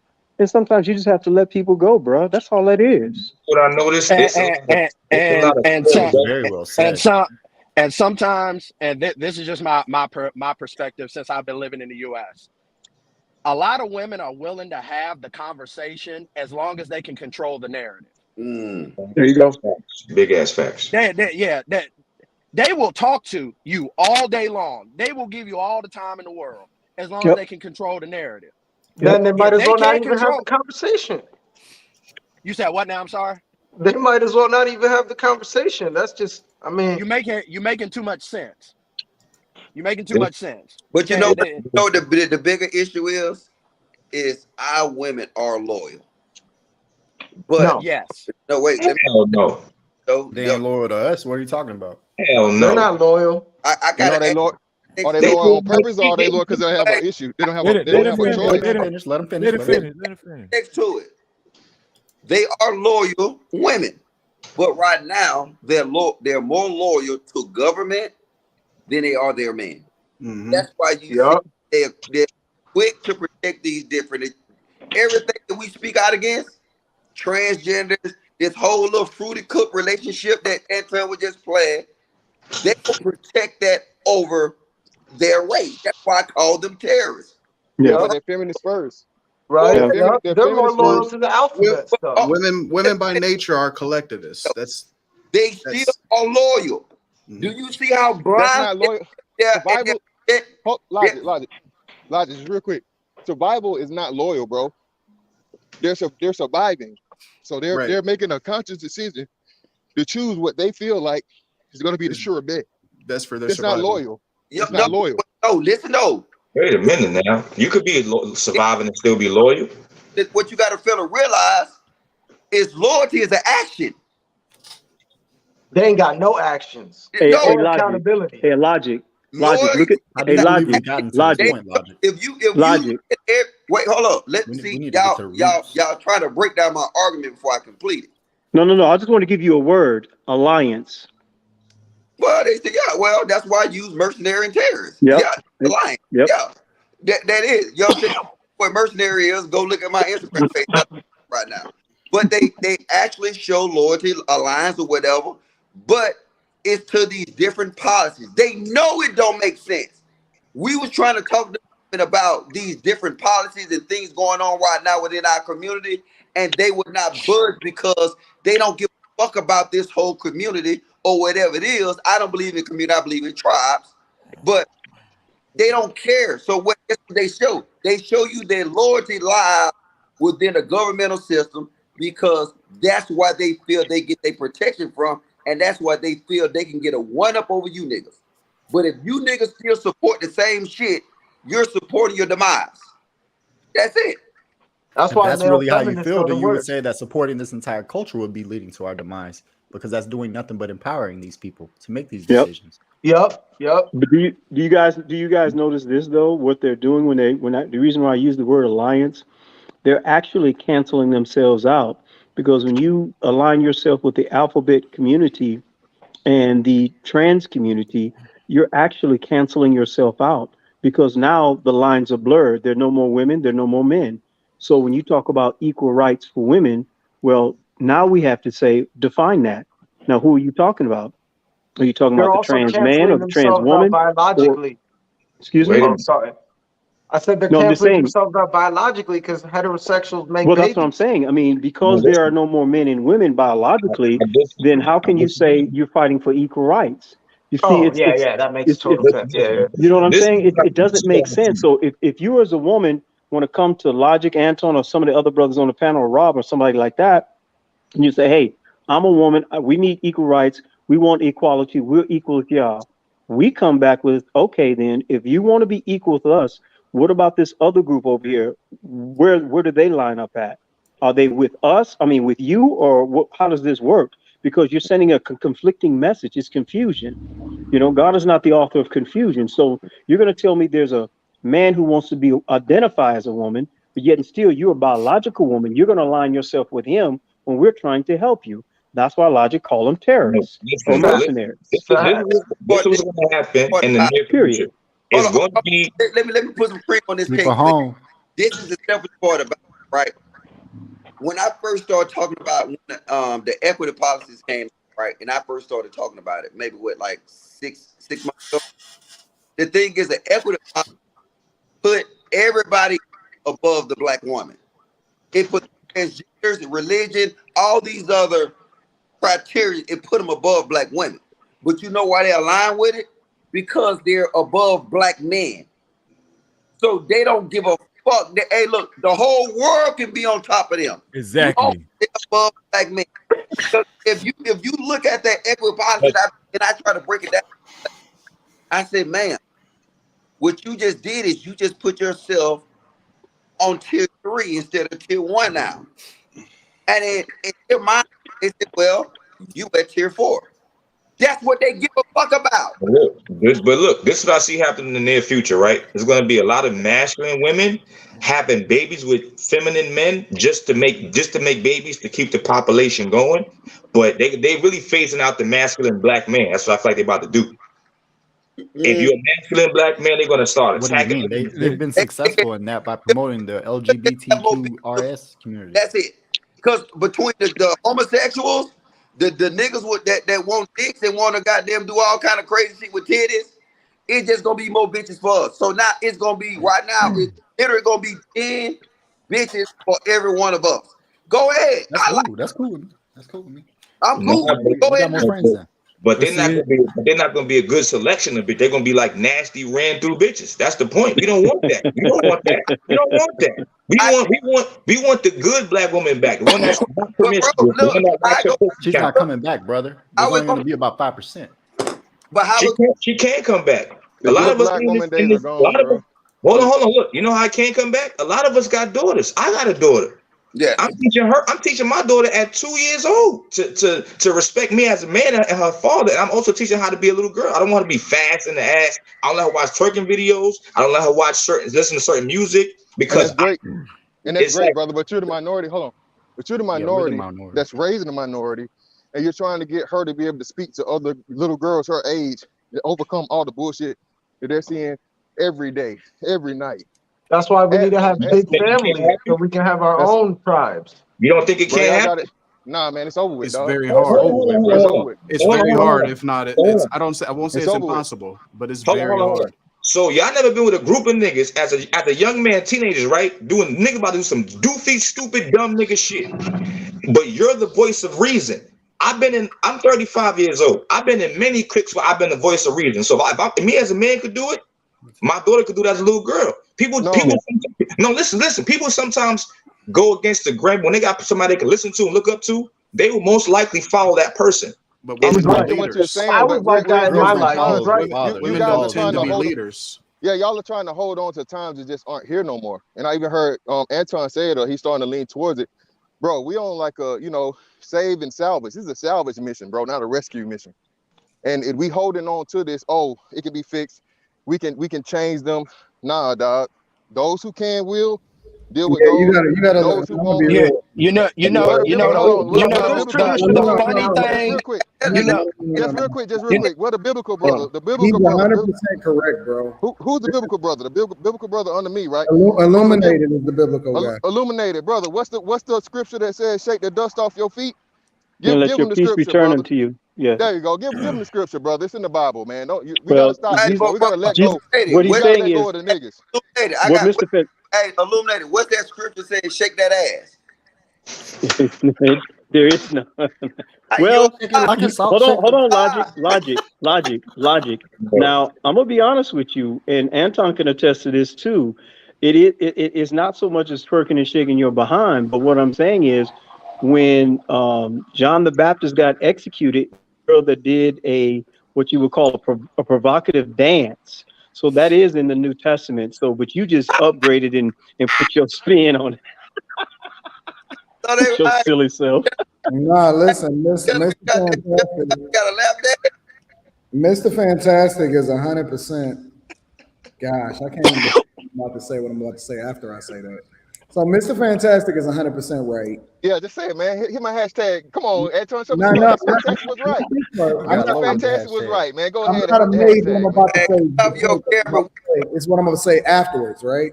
Mr. Fantastic is 100% right in that this is not a savior mission. This is a salvage mission. Like, you got to pick and choose the ones that you're going to rock with and completely divest yourself from the rest of them and throw the rest of them hoes in the trash, right? Facts.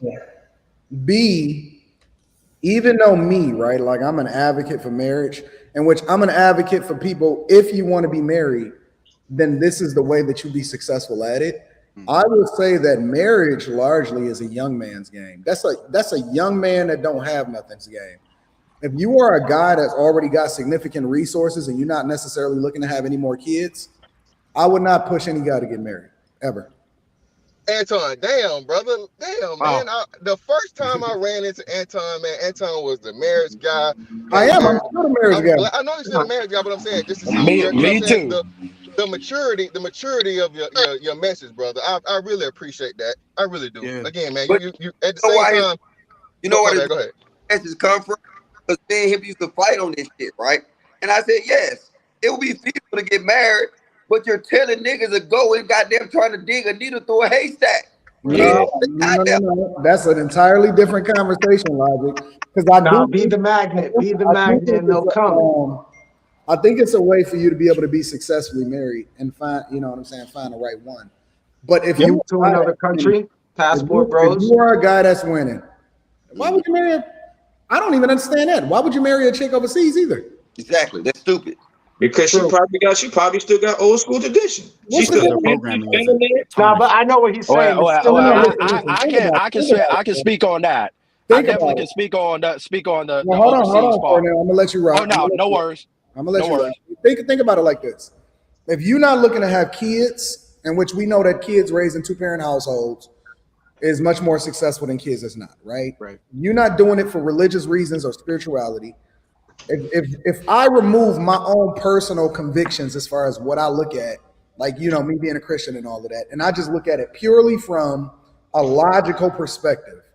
If you are not a young guy that is looking to leverage marriage from a business perspective in order to be more successful, if you are not looking to have kids, and if you're not looking at it from a spiritual perspective, if you a dude that's winning, like at the top, and you only gonna get better with age, like as you don't even hit your peak earnings your peak earnings until your late 50s, early 60s.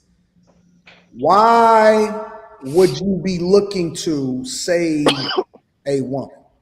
That's all you're doing is saving. No reason. You can have anything. Think about it, bro. Listen, and as a black guy, the world is your oyster. You can have anything on this earth. As a heterosexual black man, you are the king. You are the top of the totem pole, bro. Why would you ever subject yourself to a woman? He does have a point. Always. That's all. Let me just say this real quick, man. I don't know how Now, if you want to be married, I get the shame of how to be successfully married, but at the same time, you got to take in all of the context and all of the factors in order to be able to substantiate why somebody would want to do that. If you a guy and you 35 years old, you 40 years old, you 45 years old, and you got the world is your runway, what the fuck are you doing? And I'm gonna say this, bro. I just got divorced or whatever, bro. And like I said, it went on no crazy shit or whatever. You know, people just grow apart or whatever, right? Listen, bro, he not lying, bro. To be 30, you know what I'm saying, late 30s, mid to late 30s, you out here, and the way like women moving, how they moving, it's not even just dudes, man. Women don't want to be married either. Marriage is dead, bro. And again, just like we got to get with we got to advance to where we are, you know, our grandmas and great grandmas, and even some of our parents, right? Because most of us like in 30s or early 40s or something, right? So we were like the last big boom of divorce. So you guys got to understand, bro. You done had 2 generations going on 3 of there being no marriage. Just baby mama this, baby daddy that. So how can marriage exist in a you know, in an environment or in a culture where it hasn't existed? You've been raised without seeing marriages. The only time you see marriages on TV or, you know what I'm saying, or whatever. And then even those break up, right? Even the long lasting, you know, best couple ever, on what you call it, relationship goals, right? You see the reactions that these women have when these relationship goal things don't work out. You know what I'm saying? So that's what I'm trying to tell you, man. We gotta, as men, you have responsibility to adapt and dominate. We gotta stop trying to perpetuate, bro, this stuff that just don't work no more, dog. Hey, Mr. Fantastic. But hold on. Mr. Fantastic. I guess. Mr. Fantastic. You know what happened? While words were leaving out, that's why shit ain't working as it used to be. Our grandmothers, our great grandmothers, their mothers, they realized that companionship is not all about I'm happy this and I'm not happy that. It's not all about that. They realize what it is today is that a lot of women today and men, us too, don't have any patience. You cool well, with that's not true. That's not true. Men definitely have more patience than women. Hold on, Wolf. Let me ask you a question. You said you're 35, right? Yes, sir. You married? I'm legally still married. I had a legal partnership. What do you mean? But we're not together. We're not together though. We're not together. Why not? She didn't have no patience. She thought love was all about having fun. And you boring, saying, brother. That's the whole point I'm trying to make. These women aren't they're not you No, said 2 generations ago, right? You literally are proving my point with your own example of your own life. Wait. You know why most of these guys? Let me ask this. You know why most of these guys are getting married? Listen, we know what it takes to cultivate a healthy marriage. A woman has to be willing to cook. She has to be willing to clean. We has to be willing. Yeah. I even subscribe to that shit Kevin Samuels said. She has to be willing to keep your balls drained. All that shit. Submissive, fit, friendly, go to the gym, work out, all that shit. Listen to what I'm saying, though. Listen to what I'm saying. If you ain't aligning yourself with a woman like that, what are you doing? You're gonna tie you're actually tying yourself to a piece of shit for the rest of your fucking life. What I'm saying is, this is why I know most of you niggas ain't got no real purpose. You niggas without no purpose in life, that's why y'all settle for that bullshit, just because she got a fat ass and some fucking titties. No. That what you're saying for some niggas is true, but that's not what happened to me. I'm gonna tell you real quick in a nutshell. Everything that you just described, the cooking, the cleaning, submissiveness, kindness, I swear, after we started having our first to second kid, that shit went away. Like the real bitch came out. Like this ain't who you used to be in the beginning. You were so nice and submissive and sweet. Now you want to party, shake your ass, twerk, get big ass tattoos. Like this ain't who you used to be. As a man, we're supposed to be able to snuff that out before marriage, brother. Nah, bro. She got to be a wife before she's a wife. If a person puts on a mask, and we all have, you even got friends like niggas like this. He would never text you when y'all first became friends, but now that y'all like brothers now, y'all having more arguments. He getting in your face more, knowing you can whoop his ass, but because he's comfortable. Question for you. I'm gonna take question for you, real quick question for you. Was it her? Hold on, let me hold on. Was it her that left you, or was it you that left her? Wait, hold up. Don't get it there. Y'all need to do. Let that shit go. Talk to him. The problem is this. What he's saying is today is not about marriage. That's why I don't get married. All these motherfucking niggas and women is out here is goddamn going in partnerships, and a household is what they're investing into. So this is what they're looking for. They're looking for an equal partner to invest in a household. That's why these bitches be bitching their ass. That's why they be running around. They do what they want to do. These hoes be running around here in these niggas' house telling them who gonna check me, boo. And they see this is what equate to what we see. We gotta deal with this shit. Cause you niggas want these bitches to be your partners. Like I said, hey, if you make like 70 grand, you can't afford a bitch that makes 70 grand. Go to Waffle House and Food Line. That's what you deserve. And then now you can take her, bring her to your castle, and she will shut the fuck up and listen and submit. Woo. But if you're not going to get somebody on an equal scale of you. That's why I call it tribes. No, Tribes. It's something a little bit deeper than that too. Hold on. Let me make that. Hold on. I promised Cornell that I was gonna get him in here. Go ahead, Cornell. Just talking about how guys are talking about going overseas and getting a wife. I was blessed to come from a military family, and I lived overseas for 11 years. And I tell all my younger friends, I'm like, so you want to go overseas and get an overseas woman that you don't know nothing about their culture, so you're gonna have her mad at you and black women mad at you, so you're gonna be getting hit from both sides because you don't know what you're doing. You're just going over there because you see something on the internet and you want to run, and you think that it's all about the femininity piece, and you're missing all the other steps up to it. And you know, I'm with Anton when it comes to the marriage part. I've been blessed to be married for 10 years, and I have a very successful marriage. But I also learned from my father, who's been married for 40 years. So it's just a lot of stuff that a lot of these younger guys, they listen to us, and all they hear is feminine, woman, and then they just go out there. They ain't even thinking about the actual process. Ain't nobody. We're not talking about it. Ain't talking about men that got a head on it. Ain't no man going to do shit without no research. Ain't no real man doing that. You obviously, you're not just looking for her being submissive and all that. You're looking for the loyalty part, the respectful part. The point is that these women across the planet, they still are raised in a place where you have to respect your man, respect your father, respect the man around you. Let me ask y'all something. If y'all was the head of a corporation and you was the president, would you just appoint any old bitch as vice president just cause she look good of your whole fucking company? Hell no. No, because a bitch won't be the vice president anyway. See, I told y'all, you niggas looking for partnerships. Ain't no bitch, you know what you gonna do? Well, I'm just trying to give an analogy. Challenges. I'm giving an analogy to what they doing in real life with these marriages. They don't understand how important a role is a wife really is.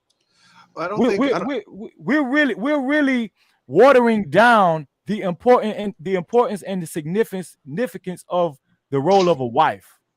That's a very significant role in the community. Well, break it down. Because we don't ever break it down. We just say a nigga need a wife. What's the most significant thing that a woman can bring to the table in a marriage? She got to be able to. First of all, tomato sandwich. She's going to bear children, but she has to be able to take instruction very, very well from her leader. Because so if you said take instructions, right? Yeah. Take instructions from what? From her husband. Now, but it should be all solidified. You know what I'm saying? It should be in some type of plan. The reason these shits fail is because these bitches be married potentials and the niggas don't live up to the potential. Like I'm not always gonna be roasting these bitches. Cause I'm telling you, half these they'll get with these niggas. He got potentials. He working at Amazon warehouse, but he want to open up a barbershop. It never shakes out. So then she look at this nigga like, you know what? You're not the head of this household. It's a partnership. It's no way. And I got smoke for niggas and women. Some of these niggas are not prepared to lead a household. Most of them aren't. Well, the woman got to know what a good husband is too. The woman got to know what a good husband is too, though. Logic. Our culture think that we don't have control of our wives. We've actually lost our role. I can't wait. Let me keep this off because I can never do it on Thursday. The thing is, a woman would never follow you. In the military, nobody follow an individual. They follow instructions. They follow a plan. Right. It's a solidified plan that has worked. If you put together a plan, you sell that lady on that plan. She buys your plan. So now she's not marrying you, she's marrying the plan. So now when you get fat, guess what? Getting fat is nowhere near in the plan. If goddamn she get an oatmeal pie, let's look at the page 5 of the plan. Well, I gotta stick with this oatmeal pie because look, it had no oatmeal pie exemptions in the plan. We do it so backwards where we see other cultures marry plans and not marry the man. Our bitches marry the men and get mad that he don't got a plan. And they say, oh, why you leave him? Oh, well, he was still Amazon driver for 5 years. Well, bitch, you knew that. Where was his plan at? Well, he said he was open a barbershop. No, bitch, you married potential. Mr. Logic, look, I'm gonna say something. You might not like it, but this what Mr. Let Go always say, right? Yeah. And I know, no. Wait a minute. I'm not. I know he's gonna do that shit. He done faded black on me. Damn. Listen, he says. I'm not saying. I'm gonna tell you. Wait, before you say this, I want you to tell me what you know. No. Wait. Listen what I'm saying. I want you to tell me what you know. I don't want you to give me no analogy or example at another nigga. I'm talking to you.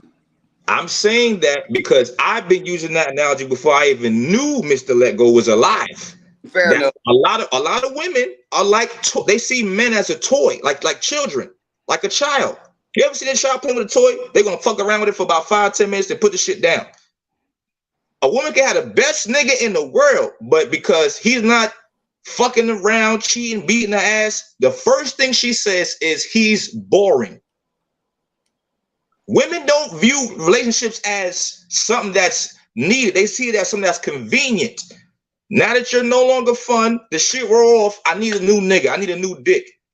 Men that have a plan and control see that, yeah, she might not always be the best looking person. She got to put a couple pounds on, but she's loyal. She's respectable and she's feminine. Women don't see that. They see shit as love is a joke. It's fun. The women that get kept, that stay married, realize like, yo, this not always gonna be good times. The roof might cave in, the pipes might break, but I'm not leaving this nigga for nobody. This is the best nigga I could get. Why would I leave this man for some bullshit ass nigga? Well, here's part of the problem too. I think that men aren't willing to manage the wives out of the marriage if need be. It's so often women are the ones who end marriages most of the time, and men don't. And there's a reason for that. I think most of the time men aren't willing. They live in this state of scarcity. They live in this. If I don't have her, I can't get anybody else. And the woman knows that most of the time.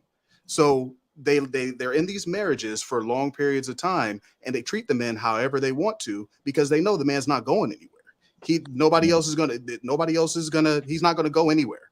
So you bring up a good point. Men are not willing to end marriages to say, you know what, if this doesn't happen my way, then we can't be married anymore. It's just gotta not, have abundance not mentality. Exactly.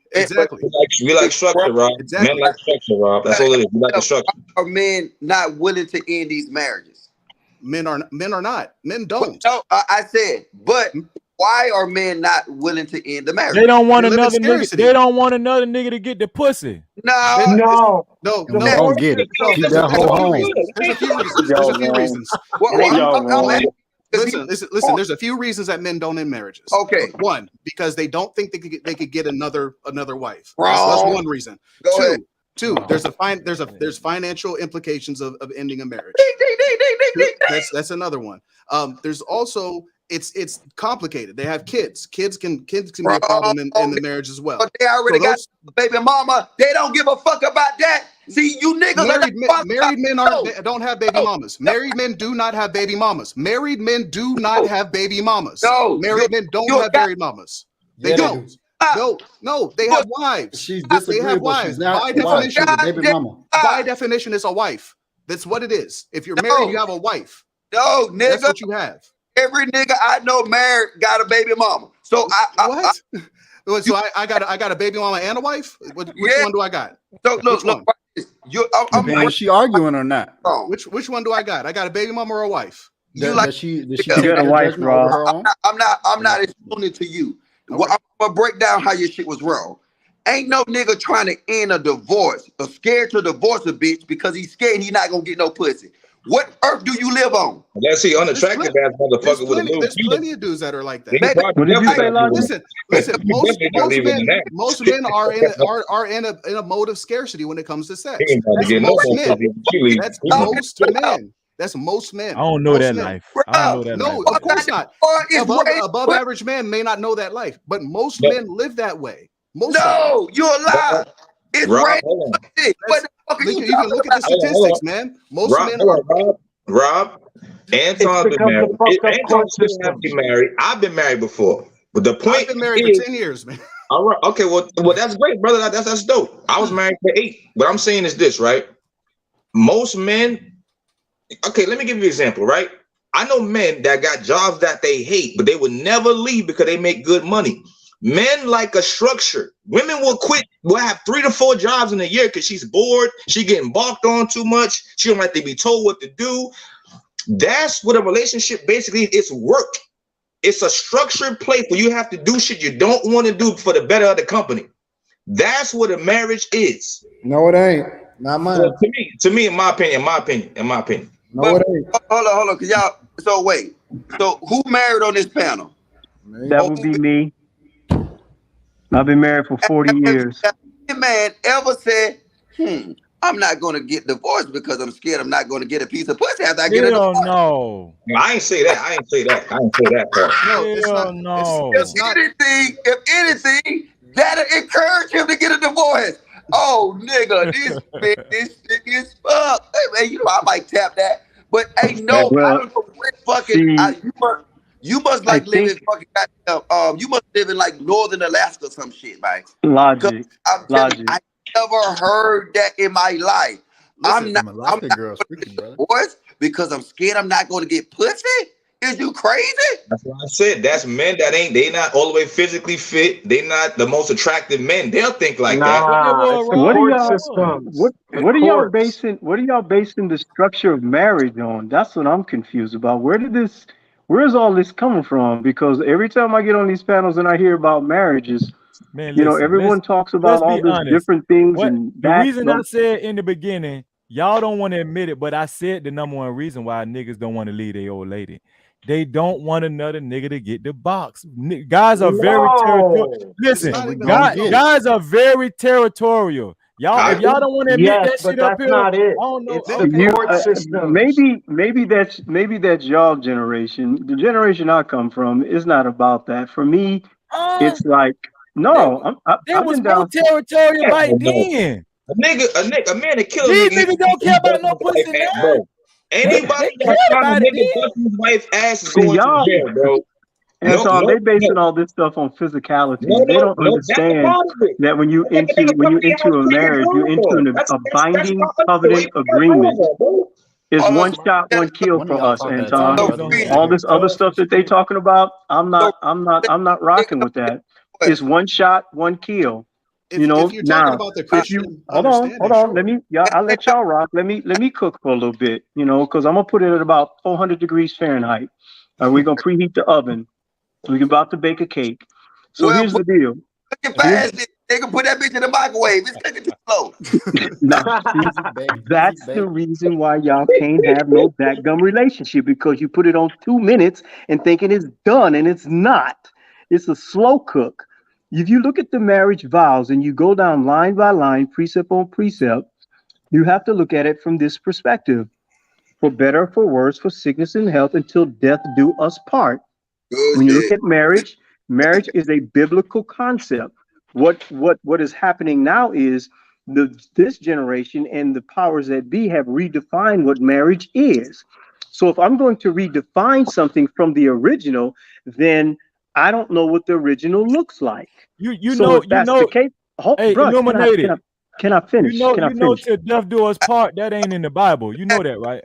No, 800 so it cook faster, nigga. Are y'all gonna interrupt, or y'all gonna hear the conversation? In the Bible, don't I understand that, bro. I said marriage vows. I'm not conflating. I'm putting together the two together. You have biblical marriage is a covenant. Okay, the marriage vows, if you read them line up on line, this is what we're into. We're entering into an agreement. Okay, so in my marriage, has it always been peaches and cream? No, it hasn't. Has it been for better, for worse? Yes, it has. Has we been on the brink of this and that? Yes, we have. But we stuck it out and we worked it out. So what happens is in this microwave generation, I'm glad you used that logic. Thank you. Because what happens is y'all want instant gratification. You want to make $250,000. You want a 5-carat doggone engagement ring. You want to have a $500,000 wedding and all the rest of that stuff. And it's not even about all that. Wait. It's not about all that. Illuminated. This is what I was trying to tell you. This is the big. This is the biggest misconception. This is the biggest misconception. Marriage vows are not. Is it done? Hold on. Listen, marriage vows are not in the Bible. Now, I admitted that. I said marriage is a covenant, and I said marriage vows is what we enter into agreement with. I didn't say marriage vows is in the Bible. I don't enter into agreement with marriage vows. I don't do that. Listen, what I do is, you're right. Marriage is a biblical concept, and it's a covenant. But trust and believe that covenant can be fucking broken. Okay, here we go. Here we go. Broken. Listen. I am not tied to my wife. Go ahead. I'm listening. And she could just do any fucking thing. Facts. No, it's not going down like that. The covenant is an agreement. Now, logic is right. I have a plan. I have instructions, and most of my instructions was handed down by God and Jesus Christ. Right? Okay. So if my wife is not willing to, I knew my wife was willing to follow these instructions before I even got married. I knew the whole setup before I even went into this shit. You understand what I'm saying? But this is where a lot of these guys are going wrong. They're not, they don't understand what they have. They just infatuated. They infatuated.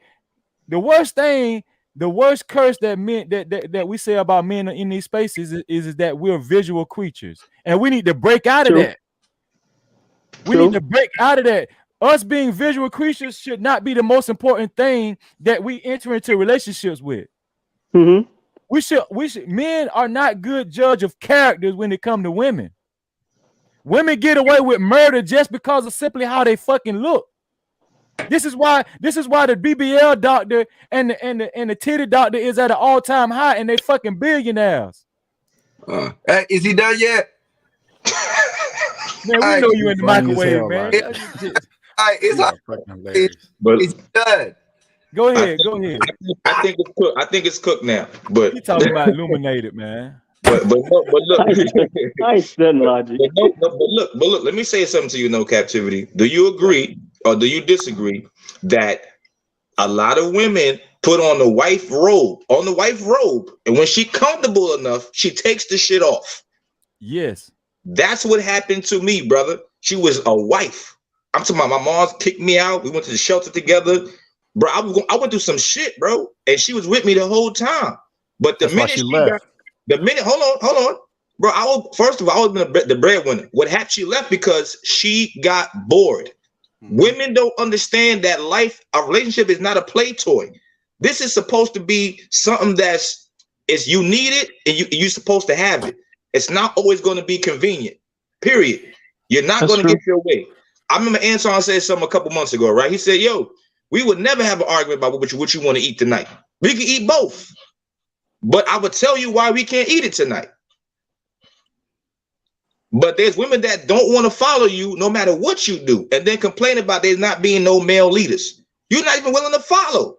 But let's think about the whoop. Let's think about the whoop. You don't have the resources to actually make that difference in her life for her to not have to go through those scenarios. Can I ask you a question, bro? When they want to be protected, and that's the point, bro. So that's what I'm saying. Hey, can I ask you a question? Was there any outside influences that you think that deterred or interrupted your marriage? Do you think? Of course, her mama, her friends, mind you, they all single. Or that's not single, Ray. So here's the deal. Anton, I need you to co-sign on this. What is the law? Thou shalt leave father and mother and cling unto thy wife, and the two shall become one flesh. Period. I didn't marry your mama. I didn't marry your father. I didn't marry any of your in-laws, anybody like that. And that's where I think what has happened, so many people are allowing so many outside influences. And one of the most dangerous things to a successful marriage is having, I'm not saying that you can't have them, but that's going to be between you, your wife, and what your relationship is built on. When you start bringing these single people around, I mean, I've seen it too many times, especially in the military, and I know Logic can attest to this. When you start bringing them single females around or single guys around, it messes up all the time. It always does. So your wife is supposed to be your best friend. Like, I'm getting ready to get out of here now and go spend time with mines. But you know, all I want to tell you guys, you got to be encouraging. You got to find what the definition of marriage is for you. You know, if you're gonna go with this new 21st century version of partnerships and you know all the rest of this new junk, you know, that's what you're gonna end up getting. But if you don't get the foundation and that straight and vet, because what y'all, you know, that's why I'm now to Logic's point is not so much as the financial logic. I don't know what the hell is out there now. I know what I have at home with all this alphabet community and everything else is out there. You don't know what the hell you're gonna run into. So I'll just rather keep what I have and just keep rocking with that. But other than that, bro, no, I'm gonna stay with what I have. I'm good. You know what's crazy? I'm good. Watch this. I'm gonna say this. This is what's crazy. This is how the world changed, right? Ask the chick that you been right now, how many of them actually ate pussy before, or how many of them got their pussy ate? By Keep that whole home, man. Like what I'm saying is, like, for you niggas that's been married for like 100 years and shit like that, this is a new ball game. Like I'm telling you, look, bro, we can't sack the quarterback like y'all used to. You know what I'm saying? Did y'all see Garrett Tom Brady? Sack Tom Brady? Tom Brady. Fucked up the whole game, right? This is a new game. Like look, you gotta, like, I'm telling you, you gotta, like, marriage is a thing that if we're gonna talk about marriage, we gotta rebuild the whole foundation of marriage. These women don't understand. Like I said, that's why they don't understand plans. I told a little chick the other day, like, I was talking to her, and she came in, she was talking to me and shit, and I was like, she said, so what you want from me? And I told her, I said, I want to fuck. And she was like, oh, you just so bold and blunt. I said, okay, so if I would have came at you another way and said, I want to take you out to dinner and I want to send you through all this shit, but at the end of the day, I want to fuck. But now, if you had any kind of common sense, you should ask me, okay, so why you want this pussy? Is you going to take responsibility for what going to come with getting this pussy? Then now my next thing is like, look, either I want kids or not. If you're not ready for that, then you go that way, I go my way. But this is, first off, y'all let bitches get away with not actually, look, not wanting the hard facts. Like, quit telling these hoes you want to love them. You just met the bitch. You want to fuck. And I got to deal with this shit. They make me seem like I'm the bad guy because you niggas running around here sipping, talking about, oh, I love you, I like you. You know, nigga, you want to fuck. I ain't no motherfucking bad guy. She gonna fuck. So yeah, go ahead and get her ready for do me. it. Say it. So now we get realistic expectations and we get realistic outputs. We'll never have realistic outputs because most of you niggas are lying to them. We're not lying. Some of us actually do want to love on them and fuck them. Why both things can't be true? Nigga, because nigga. You watch this. Watch this. How you know you want to love on them? Oh no, watch this. Your purpose in getting with a woman, even asking a woman on a date, it's what? You want to pick up rain? No, it depends. It don't depend on nothing. See, you is the problem. Listen, Logic, hear me out, Mr. Logic, hear me out. Of course you want to fuck. You're looking to go into the pussy to fuck it. But if she got great characteristics, you want to keep her around. Fucking is just a part of it. But the whole just trying point to of fuck. She you ain't getting even kept around. talking to her is for the opportunity to bust that nut. You got to quit lying to these hoes. As a collective. Jesus. So Look, you I telling know. me? Look, Oh, you don't Lord. like that illuminated. No. Because guess what? Listen, hold on. So you telling me? Guess what? Illuminated. The If you pool we thinking, dealing with now, illuminated. no, listen. Digging. Eight No, pussy. listen. No, You wait, telling hold me? up. I'm Go trying to ahead, school go ahead. him. He been Okay. married for a long time. The pool of chicks we've been dealing with now, illuminated. All have 8 pussy. Got their pussy 8. This is what we're dealing. We're not dealing. See, that's why I said you niggas ain't qualified for this conversation. Logic is on point. not They qualified. all Once we freaks. They get all past. 304. Bad out here, man. It's bad out here in the pool. Wait. See, we need to do a Patreon meme where we got stages, right? You and Anton gonna come on stage 5. You let me get us the stage. Look, I'm gonna get you from 1 to 5. Then we gonna call on you and Anton. But right now, y'all ain't ready for this shit. Y'all ain't ready for that, man. They hoes out here, man. That's a fact. They ain't good Christian girls out here. They ain't good No, traditional girls, man. They It ain't the hoes. same no more, Hey, brother. just by looking at your face illuminated, when I'm telling you, at least a good 80% of these hoes, the 8 pussy got their pussy 8. You're like, wow, I can't believe that. What earth is yo? Yeah, nigga, this the real life. Yo, go on these dating apps. You can see it. Pansexual, this, that, and the other. It's wild out here. Come on. It is To crazy. be honest with you, I like it. Listen, I done seen some wild shit. She on the phone with a man, got a whole joint in the mouth. Like, where you at? What you doing? What's that noise? I'm at Tisha house. You lying bitch.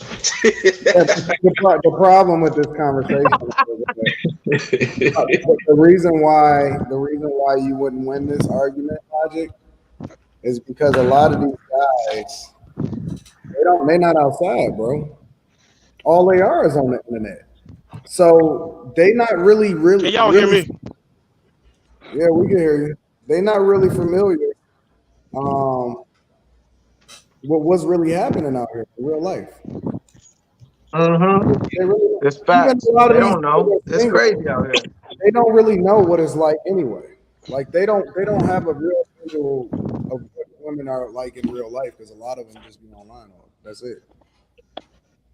A lot of these dudes is socially awkward. That's what the fuck going on. That's why Logic would lose that. Well, maybe Logic not himself, but Logic's perspective wouldn't be supported in that type of argument because a lot of these dudes can't really substantiate. Maybe Freezy can, but a lot of people in a general sense. Nah, that's true. There's simps out here. Outside like that. Yeah, but I know this though too. I know. See, look, them hoes a lot to certain niggas too. There are a lot of certain niggas, but I already know. I be like, I don't know. They'll just be talking to me and shit like that, and they be like, yeah, we did this, and you know what I'm saying? We got drunk and we ate each other out. Like, oh, okay. You know what I'm saying? I don't know. I just get out of. Or She ain't tell you about the dude that was in the closet the whole time, though. I believe that there's a lot of good women out there. I agree. It's a small pool now. It's like 5%. Ain't that wrong with them hoes that get their pussy 8? I think it's a lot of good women out here. Look, hey, you see, this is what they said, right? Like in the chat, Logic talking about hood girls. I promise you this: the non-hood girls is the ones that's doing it. Yeah, the suburban girls, the Kayleys, the junior college, man.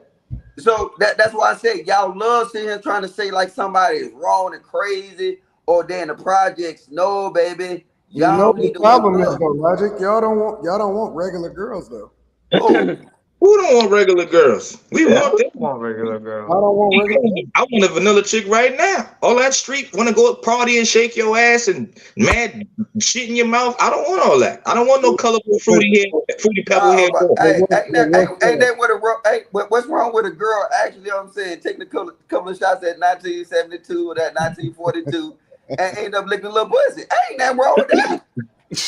No. Listen, you know what? A promiscuous woman can never be trusted. Because the minute you turn your head, she gonna be in the next man's head. Will Stacks. I think you be simping, bro. Who, me? Where you get that from? I think you be simping, bro. You give me simp vibes. Wow, that's fucked up, Anton. You're keeping it a stack, bro. I agree with another stack. You get I'm very red pill. Very red pill. Red pill ain't got nothing to do with simping, bro. Red pill is just knowing the truth. Simping is when the pussy get in front of you and women get in front of you. I think that you fold, bro. Hell no, I fold the pussy. I don't get folded. I just be trying to chill. For me personally, if I don't get my shit ain't together, I don't date. I fuck bitches, but if my shit ain't together, I don't date. But hey, to Anton's point, right? How many times have we seen on Fight Club or a lot of these panels where a nice looking chick come up and then all the niggas change? And now they'll be going against Mr. Hey, Mr. Logic, you too aggressive to her. Nigga, I was just pandering. They pandering. I ain't never say no shit like that. No. You listen. So like, I give you a different perspective. I'm not even gonna see Logic. See it on the panel. Logic. We see it in real life. Me and Logic, right? Because like even at the meetups or the different events, I could just tell. I could spot it. You know what I'm saying? Wolf. All right, so let me ask you a question. You said your chick left you, right? No, I left her. Like that was a dub. You left her because she did what? Man, I went to jail a lot of times for bullshit. You said that she was getting clapped. So I hear. You said she started twerking. She got a tattoo on her ass. What? No, I was saying she became a person I couldn't tolerate no more. So I had to leave so my kids could be in a healthier position and I could be in a healthier mindset. Wait, she left her. You heard that nigga in the background on that jail phone call, huh? No.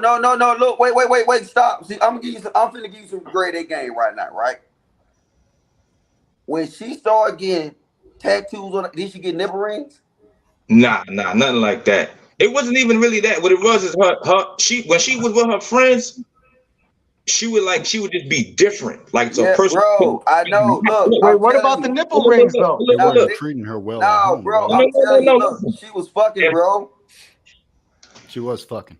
Yeah, I'm telling you, when you start seeing her being around a different group, and then they watch this. That man don't want to hear that shit. Wait, no, we gotta keep it real with each other. Yeah, tripping. I'm a whole nigga. I'm a whole real nigga. Yeah, we gotta keep it real with each other. Hold up, y'all. I got you, Logic. I'm about to let you cook. I just know you, Logic. You got to give me my credit. I can spot him. No, wait. Can I spot him? Well, we'll talk about that later. No, that's definitely incorrect analogy. I'm gonna ask you a couple questions, right? Can I spot it, Freezy? Bullseye. Hey, where did she get that tattoo on her body that she was talking about? On her lower back? Nah, it wasn't on lower back. That's old. It was it was like a leg butt tattoo, right? Yeah, it was a thigh. Yeah. So she got a thigh. She was definitely fucking. Wait, hold up, y'all. Chill out. So what you say? I couldn't hear you, brother. She got a thigh tattoo. She was definitely fucking. Right, chill. Hold up. Let the man talk. Hold on, Moises. Go ahead. Yo, where was the tattoo at again? Because I couldn't hear. It was a thigh tattoo. Okay. So now you got to think about this, right? She got that thigh tattoo and she started increasingly going out with her girls, right? Absolutely. I guarantee you this. She started wearing other outfits that gonna show that tattoo. That's what they get it for. So she was garnering the attention. She wanted the attention of other men. So I agree. And then even though, like I said, it was shit, bro. I don't even want to do this online. All right, hit me up in the Patreon. You're not saying nothing that I don't already know. Yeah, I think you know. Yeah, that's why I don't even think we need to talk. Logic. Go all the way. Go all the way. Logic. Go all the way, Logic. Logic. Did I not say Logic? Logic. Did I not say? And I asked the question when he was first talking. Did you have any outside influence? He said, I believe he said mother, other girls, and things like that. And what did I say about? You remember that, Logic? Also, I said it's not so much of that. I said the most detrimental thing to a marriage is single women hanging out with married women because they influence it. Period. And single mothers hanging out with single women. Yeah, So, I just like just look. just I'm giving saying. you advice. Just don't that nigga Ricky Williams that be on the P. That lame ass. Look, don't listen to that nigga. What the hell? Don't listen to Ricky. What up, Rico? What up, Polo? Call you what your mama name. Hey, man. Right, I'm Rasheed gonna let Ricky Wallace. talk to you because I ain't got nothing else to say. You know what I'm saying? Because I think you Bro, already know. I just know. I just Nah, know. dog, For a fact, like, I know. I can see a dude that's broken, and they're gonna put on a good front, right? It's gonna be, yo, nah, bust those down. I'm the one that left. You know, these chicks ain't nothing or whatever, so on and so forth, bro. I'm telling you, man, you weak for the pussy, bro. And I know you're gonna say, yeah, I just be chilling or whatever. But I don't. Telling you, I'm man. telling you, Anton, that's absolutely Anton. Listen, you got to realize something, right? I was raised with both my parents, right? So I had old school values, like, yo, unless something is really that bad, I'm gonna stay and try to work shit out. She wasn't raised how I was raised, but in the beginning, she went along with the program. But after a while, you hear one of her friends over here, you don't gotta do what the fuck he said, bitch, he ain't your daddy. And now these shit. Hold on. I'm just telling you, I'm giving y'all a little insight of what happened. That's what she said. These things, not I'm talking about her homegirl said that to her. Oh, And these that's why you can't have the outside influences. No, listen, you can't listen. You can't. Hold on. You can't make nobody do what the fuck they don't want to do. Especially if in the beginning, like I said, I'm not saying this to bash her, nothing like that. She was the best person in the beginning. Like I said, loyal, feminine, submissive, respectful. But the more and more she was going out chilling with her friends, she started looking more and more different, acting different, being more disrespectful. And that's, you know, as a nigga do, every time I check her, what happens? Police get called. Oh, the nigga, you ain't gonna tell me what the fuck to do in my house. Oh, okay. Say that. Say no more. So like I said, the last straw was me getting locked up the last time. I'm not doing bullshit no more. You know what the big question is? The big question is, how do you read through? Yeah, that's not right. How do you read through women who give you their best selves in the beginning? Stop. No, stop. Well, isn't that a chameleon? You guys talk about the chameleon. Hold on. Wait. Hold on for a second. Let's examine what you're talking about, God. You said she told you you can't talk shit to her in her house. Mm-hmm. So whose name was on the lease? It was hers. Oh right. shit! Wait. Hold on. Mr. Ricky, bro. This story gets worse and worse. Wait. Hold on. You're in the shelter together, right? But she got her pick first. Hold on. I'm gonna let you get off. Bro. See, so you said she changed, or maybe you just wasn't the man you was when you met her, right? Maybe you wasn't holding up your end of the bargain, and them dreams you sold, she got tired of buying. That's what I just said. Oh, right? So the truth of the matter is, your dynamic for your relationship was fucked up from GO, because why are you depending on her for shit that you supposed to provide as a man? Right? Your shit was doomed from the beginning because you was out of your role. You was out of pocket to begin with. And again, the crazy shit is, y'all, these men on these panels with these talking points, y'all keep saying y'all understand female nature, yet y'all fight against it. Yet y'all don't set up the appropriate structure and baseline so you can, just saying what it is, so you can take advantage of her nature, because she's taking advantage of your masculine. We both supposed to benefit off this relationship. Mm-hmm. Right? Yeah, but why do y'all expect, my question is to the men or so-called gentlemen, why do y'all expect women to fall in line with y'all when y'all have no plan, no purpose, nor your shit together? That wasn't the case. That's why I tried to tell you, Mr. Ricky, that's not the case. I had the plan. I'm gonna tell you, I live in New York, right? No, wait, hold on. I live in New York. I'm giving y'all some context. I'm giving y'all some context. I'll let you answer, but we're gonna clarify one thing. Yeah, have a good one, guys. Plan is different from potential. A plan is different from potential. Do you understand the difference from a plan and potential? Of course, absolutely. Okay, go ahead then. What I was saying was, when I met this young lady, right? I was already in the process of getting my own place already. She hit me with we should be a family because we got a baby. We should live together. So we went to the shelter. As it goes, we all know this. I don't know if y'all know about New York or not. She got her crib first. Boom. So it's like, you don't gotta stay in the man's shelter no more. Come stay with me and the baby. That is the only reason why I live with her. As you can see, I got my own. Allowed her to lead you. No, but I'm paying for everything. She wasn't working. I'm paying for everything. You weren't supposed to be in no relationship, bro. You weren't supposed to be in no relationship, period, bro. Period. You're supposed to be focusing on your fucking self, bro. Yeah. But they had a child. He knows that now. Real talk. That's what I'm saying. A lot of you niggas ain't even supposed to be getting pussy, man, because no, nigga, now you going too far. No, Logic. Listen, bro. I'm gonna tell you why, bro. It ain't because of the pussy itself. It's because y'all don't even know how to strap up, man. Like, what you mean you got a child? You ain't even got no place to stay. How you gonna have a kid and you ain't got no place to stay? That's what I'm saying. Like, that's true. The pussy be having y'all doing some wild stuff, bro. I had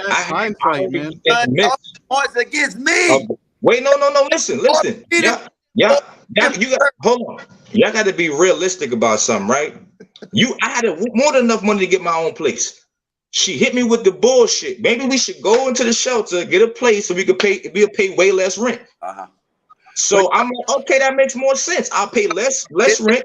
Listen to this. I'm gonna just tell you this, right? So you was on her plan. Well, exactly. No. Wait, hold on. Let me tell you this. Hey, look, we learning. You know what I'm saying? You got different levels of OGs, different levels of experience. You know what I'm saying? So just take what I'm finna say, right? It would have never worked out because first off, you went into a partnership with her. And it just so happens that partnership, she had the bigger investment partnership. That's why she allowed, because if you would have reversed the roles, right? And you would have been the provider. Number one. I don't like how we just transition into reversing roles. Well, that's all. It is. Number one. I was a provider. She didn't work. What? Now, how the fuck she had an apartment then? We live in New York. You could get an apartment for 20. If you're a female with kids, you get an apartment for $25 a month. Oh, so she was on the center program. Yes. Oh my God, that's another down, bro. It's a whole look. You know this story keep getting worse. Hey, look, now look, even if it was right, she don't have to have a job. The bread. She was providing. Look, even though you was giving money, you know what I'm saying, you like go out money, little clothes money. She was buying food, clothing, shelter. I mean, she was buying at least food and shelter, right? Through the state. So that means at any point, she didn't need you. The need for you wasn't there in that relationship. You had a small percentage of the partnership.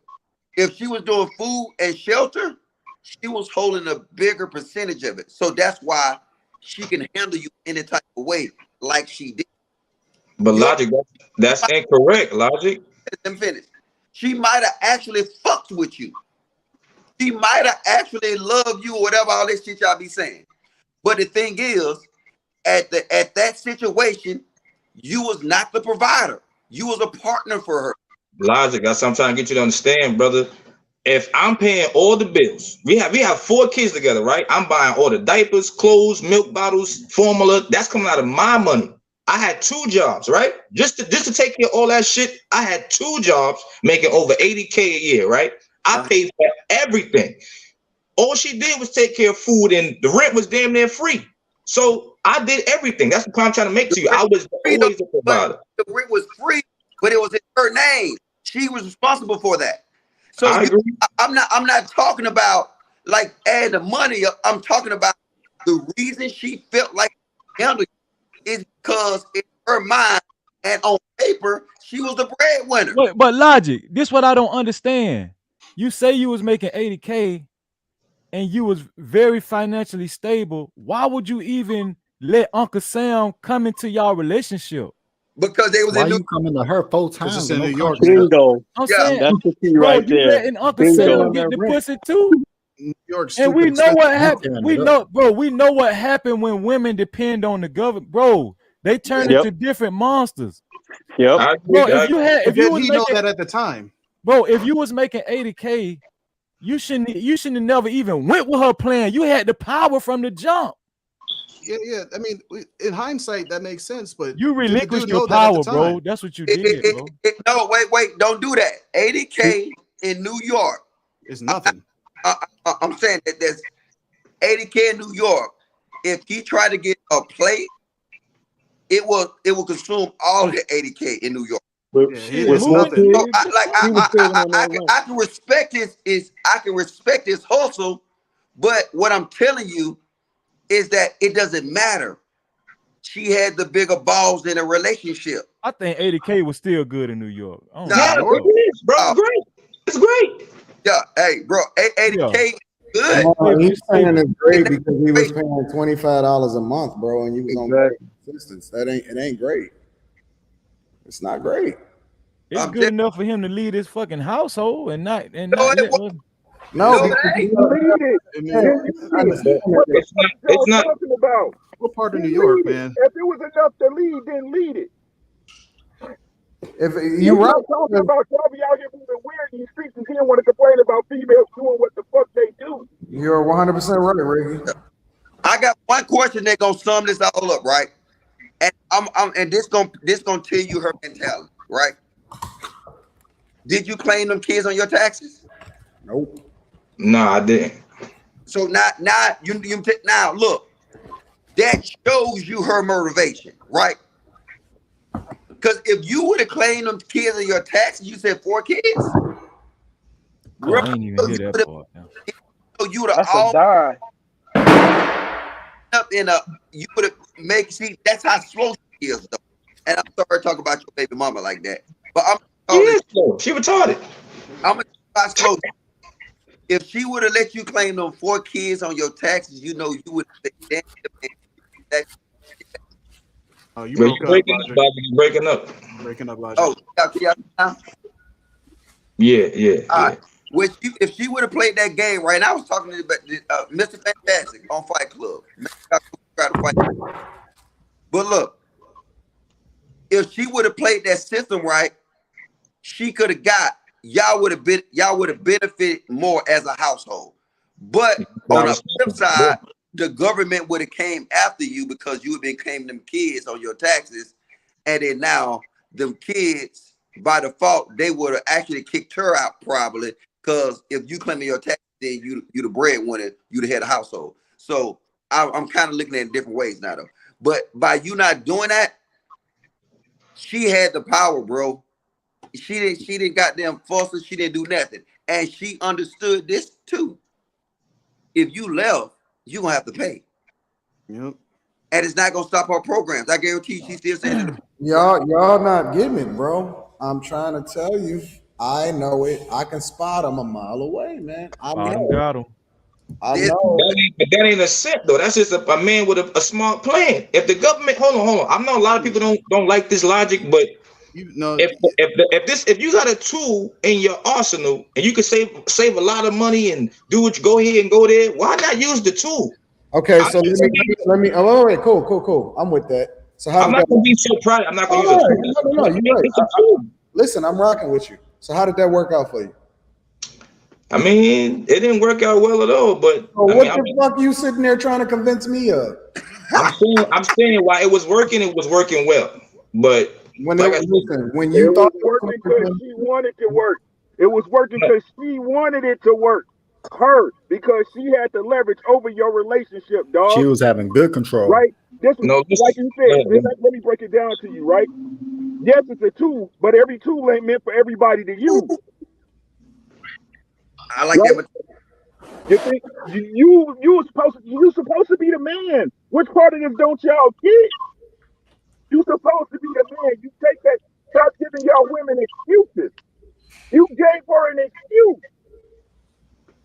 Oh, I'm the one on the government. These my kids. I file them all on taxes. You ain't get no money from me. Brother is not taking accountability. You gave her an excuse. Stop giving y'all women excuses. No. That's cap. I always take accountability. I fuck with the wrong person, because with the right woman, that plan could have actually worked. No. Wait a minute. Let me get this thought out real quick. Okay. If you could save some money and go on vacations and take trips and all this, because remember, you got the tool in the bag. The rent is already paid for the month. I'm paying all the bills. I'm buying all the kids' clothes, buying her clothes. The money, the bag is getting ran up. But when a person thinks, because now look, I'm gonna tell you what's going on right now, right? How many kids is yours? All of them is mine. They all mine. How many yours? They all mine. I got you. Go ahead. So, with a more intelligent woman, that plan would have worked. Yo, he paying all the bills, buying everybody clothes, and buying this, we can take out every night, whatever we wanted, we could do. But the problem with that, like I said, she no longer wanted to follow the plan. Like I said before, I'm old school, right? And I'm not just saying to make the story about me. It's not even about me. I'm saying there's other men that this shit happening to. Good work, hardworking men. See, when y'all moved in that apartment, Wolf, she felt like that was her place, and she felt like she was maintaining you. You understand what I'm saying? You thought you had control, and in hindsight, logically, yeah, it sounds like a good plan. But just like Ricky said, just because it sounds good don't mean it's good. You feel what I'm saying? What part of New York? Was you upstate New York, or was you like in the borough? No, we was in the Bronx. We was in the Bronx. Okay, so 80K, yeah, it might not be, like you ain't rich or nothing, but I still feel like it was enough for you to maintain your family with you the head of the household. You understand what I'm saying? Was she working too? Hell no, she wasn't working. She probably worked off and on because she wanted her own money sometimes. So I did let her work at Macy's a couple of times, but otherwise than that, she didn't work. She moved in government. Y'all moved in government housing, paying $25 a month, and she wasn't working. That's a recipe for a fucking disaster, bro. You gotta put her on a plan, man. You understand what I'm saying? And I don't want you to think we coming down on you, but a lot of niggas that's in your position, they need to hear this shit too. Mm-hmm. I agree. That's why I brought it up. I agree, but I'm saying that because we all black men, we all kings in here. The point I'm trying to make is that I had the plan, brother. No. Listen, if you move like a king and think like one, you are one. Yes, yeah. No, so in my opinion. So what I'm saying is, there's other men just like me that thought about the same plan, but in their household, the shit worked. They got 2 cars, going on vacation, having a good old time. But like I said, when you're dealing with a female that no longer wants to follow the plan, like I said earlier, the plan is not always going to be fun. It's not always going to be happiness and rainbows and gumdrops. So she figured without me, she going out to the club whenever she want to. Her mama watching the kids, shit like that. When I was living with her, none of that shit was happening. We didn't have people spending the night. Now she got friends spending over, living there and shit like that. I was the structure. I was the control. Now I'm out the picture. Now in her mind, she's free. No, you wasn't. You was just a number, bro. Yeah, she was looking at you like you was the dude with the dress on. But she still ain't. She but was she, the dude with the pants, or bro, she was the girl with the pants on. Bro, don't get it twisted. In her mind. Don't get it twisted though. She still ain't free. She's still stupid. She's still stupid. She should have stayed, bro. She should have stayed with her baby's dad, her baby's father. Crazy. I'm just saying, no, she's stupid too, though. Crazy. What are you trying to make logic out of what a woman think, bro? No, well, you right, but I'm just saying, like, no, Wolf said he made a comment saying that she's free now, and that motherfucker ain't free. She got 4 kids. She can do whatever she want to do when she want to do it. Man, that motherfucker got 4 kids. And you know who gonna take care of her kids for her? Who that? Wolf. The government. Wolf. So hold on, can I ask a question to Wolf? So at the end of the day, can I ask a question? So at the end of the day, Anton started this conversation, man. did you give her a plan? Did you give her vision for the future of what it was going to be? That this is just right now. This ain't forever. And we're going to make this move, that move. What plan did you give her for the next 5, 10, 20 years?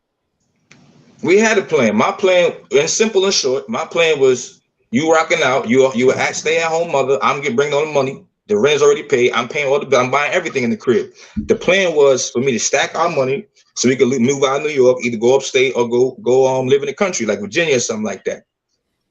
Like I said, I'm not gonna lie. I can my logic does sometimes seem like it's a little too sturdy, too strong. Like coming in a certain time of night because you're a female, not coming home drunk, wasted, shit like that. You can't have whole thoughts That around. ain't too stern. That's what the hell. I'm saying not to me. I'm saying to a female that sounds like it's controlling. Man, fuck what No, she it think. don't. Bro, that was one of the things that was the problem. Oh, you That's controlling. standard, though. That's standard. Yeah, what y'all not getting it, bro. See, I'm not even. I haven't even started yet, right? Y'all not getting it, bro. Listen, Man, but when you married though, Anton, you shouldn't let your wife hang out with single friends. Like that's man, a y'all no acting no. like. Hold on, wait. Y'all acting like this is new. It's not. This is for him. He only telling us a piece of the story. This was popping off way before they decided to get broken up and she was cheating or whatever it is. This is not. Dog, this didn't happen overnight. She didn't wake up one day and say, you know what, I'm about to start hanging out with these girls. I'm about to start getting tattoos. I'm about to start chilling and doing all like that. This is not like a revolutionary statement. You know what I'm saying? This is something that had been planned out for a long time, way before they ever decided to get divorced or anything. That's real. Come on, man. She been like that. Am I off, Wolf? No, you ain't off. Nah, for me telling knowing my story, slightly off. Like I said, it was day by day. What am I slightly off about? You couldn't see it. That's all. No, listen. Day by day, like I said in the beginning, shit was starting to happen, like piece by piece. See? It didn't happen all at once. Listen. It's not that it was starting to happen piece by piece. Is that you just started to pay attention to it in hindsight after it had already hit you in the face, right? It didn't start to happen piece by piece. It was already there. She was just slowly revealing it to you and conditioning you to accept it, because from the very beginning, every single piece was already there. From the very beginning, every single piece was always there. You moved into her place. You went along with her plan. You joined in on a partnership. She never even had to work from the very beginning. It was all bad. Not only that, Anton. You handpicked a chick on Section 8. Talking about she got to go along with the plan. I mean, listen, I don't know what your relationship is with your chick, but you picked the bum chick. What you talking about? Walked in your trap and not only that. Hold on, wait, because we keep talking about women ain't going. Ricky is absolutely right. We keep talking about women not going along with the plan. You picked a bum chick, bro. You picked a Section 8 chick. Dog, that's like me going into the hood, hand selecting a hood rat, and then talking about why she ain't going along with the plan. Because she likes cheese. She's a hood rat. I think she picked him. That's even worse. No, all I'm saying to y'all is what I've been saying. In the very beginning, she was a wife. That's why we got engaged. No, she wasn't. What I'm telling you is she wasn't. This is your problem. And this is your problem. This is the primary problem. Your problem is that you keep trying to place responsibility on other people instead of looking in the mirror. She was never that. And no matter how many times you frame it and how many times you say that she was a chameleon and she presented herself a certain type of way, listen, how many of y'all go on these apps and y'all see people with a well-curated profile? How many of y'all meet a chick and she's at her best and she's top notch and she has all of the different fixings or whatever? Yo, you didn't take away the makeup. You didn't remove the barriers. You didn't see what she was really like. You didn't see how she operated around her friends and her mom. You wasn't looking at her, you know what I'm saying, when she wasn't trying to impress you. What you talking about? You simped out because you made a decision based off of what was presented to you instead of what the truth was. And now you want to be red pill. It's too late. But think about it. Think about it though. Think about it though, Anton. He said he started picking up on certain things, just like you said, Anton. She been like that. I'm gonna tell you. She has been like that. Listen, the man said he was working 2 jobs. You ain't have enough time to pick up on shit. Hell, you talking about? That girl had all the fucking time in the fucking world. Living in government housing, not working, bro, and you working 2 jobs. When did you start picking up on shit? When you lost 1 job or something? Nah, I would say in short, we had one argument. That's how I knew she was going left. The shit I was saying in the argument, that's how I knew she was going left. A long time.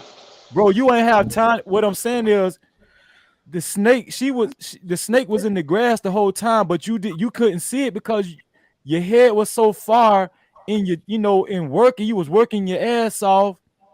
You know what I'm saying? You couldn't see, bro. And she had the perfect setup. She had the perfect thought setup, bro. Real talk. Breezy, I think what you said from the beginning when you moved in Section 8, that was the detrimental fall of the relationship right there from the beginning, because you as a man are supposed to provide. Period. That's what we're here for. We are to provide. We're supposed to have a place of protection for them. But when you moved in with her, like Breezy said, and her name was on the lease, she had the upper hand from Jump Street. And from there, you said you was working 2 jobs. There were whispers, as Anton was saying. I call it whispers, and you just couldn't hear it. There was a lot of whispering going on in the background, and you couldn't hear it. So when all of a sudden, we use the word in ministry called manifestation, then it began to manifest, because it was the woman that was deceived. So those whispers, somebody was in her ear long before all this. All it was just a matter of time before the manifestation. And by the time you saw it, red lights flashing, guns blazing, it was too late. And and I'm gonna tell you the real truth. You want to know the real truth? You want to get red pill for real in real life? I'm gonna tell you the truth, though. Give it to me straight, no chaser. Go ahead, Anton. Somebody fucked their face off, bro. Like, this nigga listen, bro. I'm gonna tell you the honest to God truth. This is gonna be the best conversation you ever had in your life. Anton, in that government apartment. Real talk, bro. In the apartment. Somebody monster mashed her, bro. Like, look, long. She told him that, you know what women do? Let me tell you what women do. When you get into them too deep and you got that girth, what happens is they put that hand on your stomach and they be like, and they push back like, oh my God, they do that, bro. Like they itch away and you just keep going. And so what happened was he kept going and it fucking changed her life. It changed her life. Like, I'm telling you, what happened was laid on her face. She loved every bit of it. Never stopped. She took the whole fucking load. And she was like, I love to be dominated. This is what happened. And you was loving her and she was out here getting destroyed. And the reason that I'm telling you this is because I want you to understand the nature of women, bro. The nature of women is to be submissive to whoever it is dominating them. It's just the truth. The nature of women is to submit to the person that exerts dominance. From the very beginning, you illustrated or you showed weakness. You subjected yourself to her plan. You subjected yourself to her will. You took care of her and you rewarded her as a result of it. And she never bared any responsibility. And she continued to do what she wanted to do when she wanted to do it. And so she never respected you. She only respected the person that gave her the discipline that she needed. And he probably made her took the whole load. And so she'll never be ever be able to unsee that. It's the truth. You know what I'm saying? And people say, Anton, well, you shouldn't say that. Well, I'm telling you the honest to God truth. Listen, when a nigga is going ham on your chick and he's sweating her fucking face off and she got his pubic hairs on her teeth, that's a real fucking moment. Like, we need to wake up. Wake up. Like, wake the fuck up.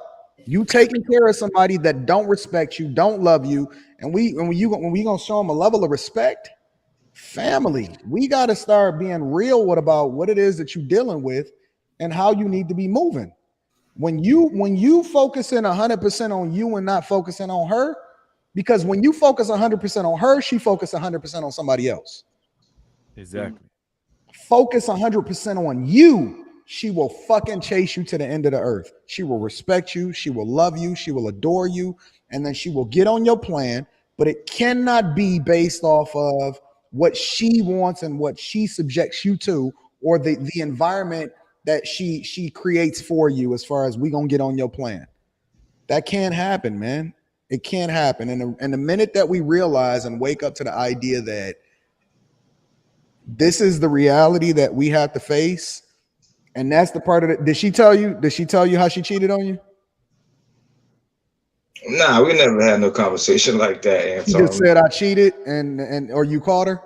Man, that man don't want to hear that shit. No. Listen. I never, first of all, I never get no women in the chat will tell you. Listen, the women will tell you somebody is gonna fuck her face off, and she's going to love him for it. Damn.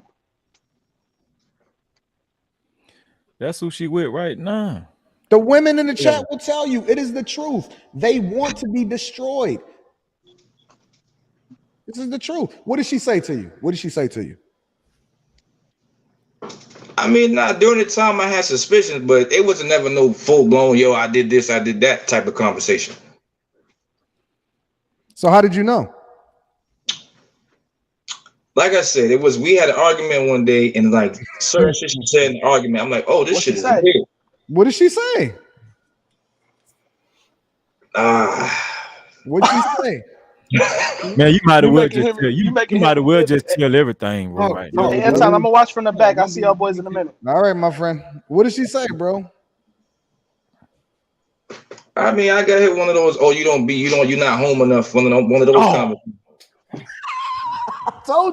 I told you, Freezy. I can listen, Freezy. I spotted this 2 hours ago. Called it. I literally called it, bro. I see it, bro. I see it every day, man. That don't make sense. But niggas get cheated on. It's life. No, that's not life. That's not life, bro. Don't do that. That should be normalized, bro. You shouldn't have to normalize that. It's not fucking life, bro. That's some people's life. That don't have to be your life. You don't have to subject yourself to this and accept it, bro. You don't have to subject yourself to this. Hey, bro, what Anton trying to tell you is you got to vet better. Like, the first time I spoke to Anton on screen, right? Anton, even despite our differences, I told you, I said, Anton, there's a place for you in the Black community because you know shit about money, right?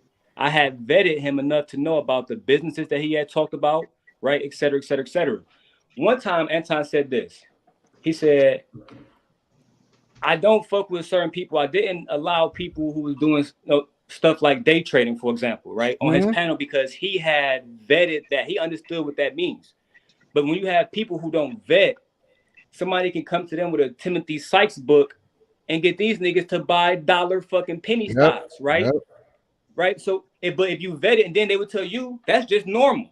Losses in the stock market is normal. It's not normal when you learn how to assess your risk. That's what Anton is telling you. Bro, you can be greater than this, man. You don't have to be nobody's sucker, especially no woman, bro. This don't have to be life for you. That ain't life for me. That will never be life for me, ever. Bro, you was willing to work two jobs, and then you on this panel. You sound like you know you got some intelligence, and you subject yourself to that bullshit, bro. Come on, brother. You gonna have to go dark, man. You gonna have to become a monster. The only way for you to really become the man that you want to be is to become Batman, man. You got to go to the dark. You got to go to the cave, man. The cave is the only way. The cave will put you in a space to where, you then become the monster that you're supposed to be, bro. When I say a monster, I'm not saying a bad guy. I'm saying a monster in that The lessons in life is supposed to teach you and groom you and push you in a certain direction. It's not supposed to make you docile. It's not supposed to make you empathetic. It's not supposed to do none of that. You a king, man, and you don't even know it. Like you are a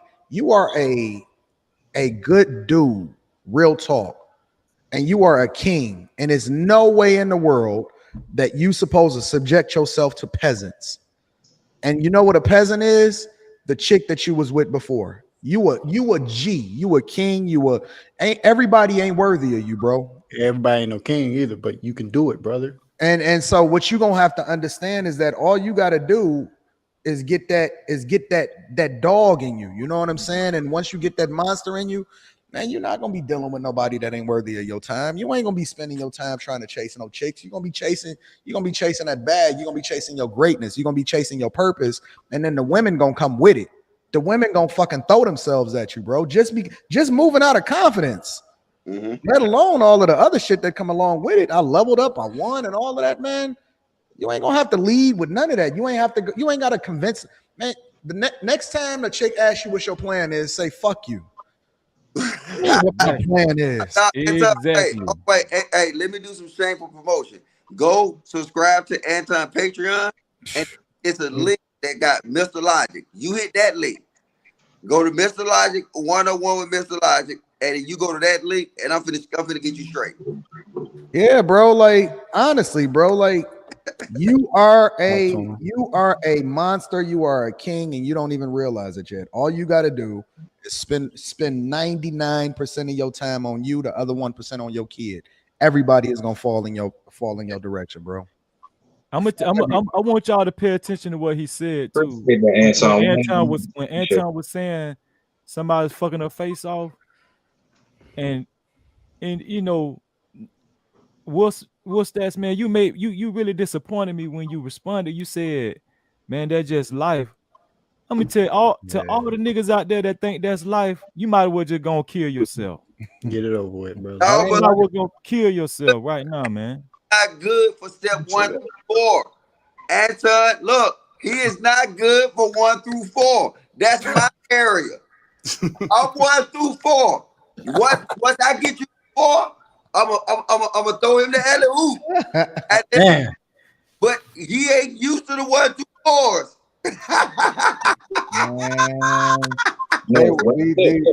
Look, no captain. When I said that it happens, it's not to normalize it, but you got to realize something, right? What you already know.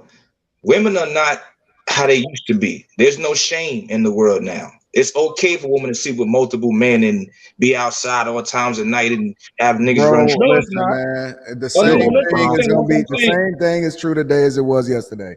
Man, back in the biblical days, it was hoes, and then it was marriage hoes. That was marriage material. Ain't no It difference. was hoes then. Jesus was meeting hoes at the well. It was hoes then. It's hoes now. Hoes now. Only difference is that we got cameras and social media, bro. I'm saying where I was raised, right, in my community, in my tribe, shit was shamed. If you got caught leaving another woman's house, you got a wife at home, you was getting shamed. If you was a woman leaving your house to go to another man's house, you was shamed. Now that is no shame. Who was shaming them? Who was shaming them?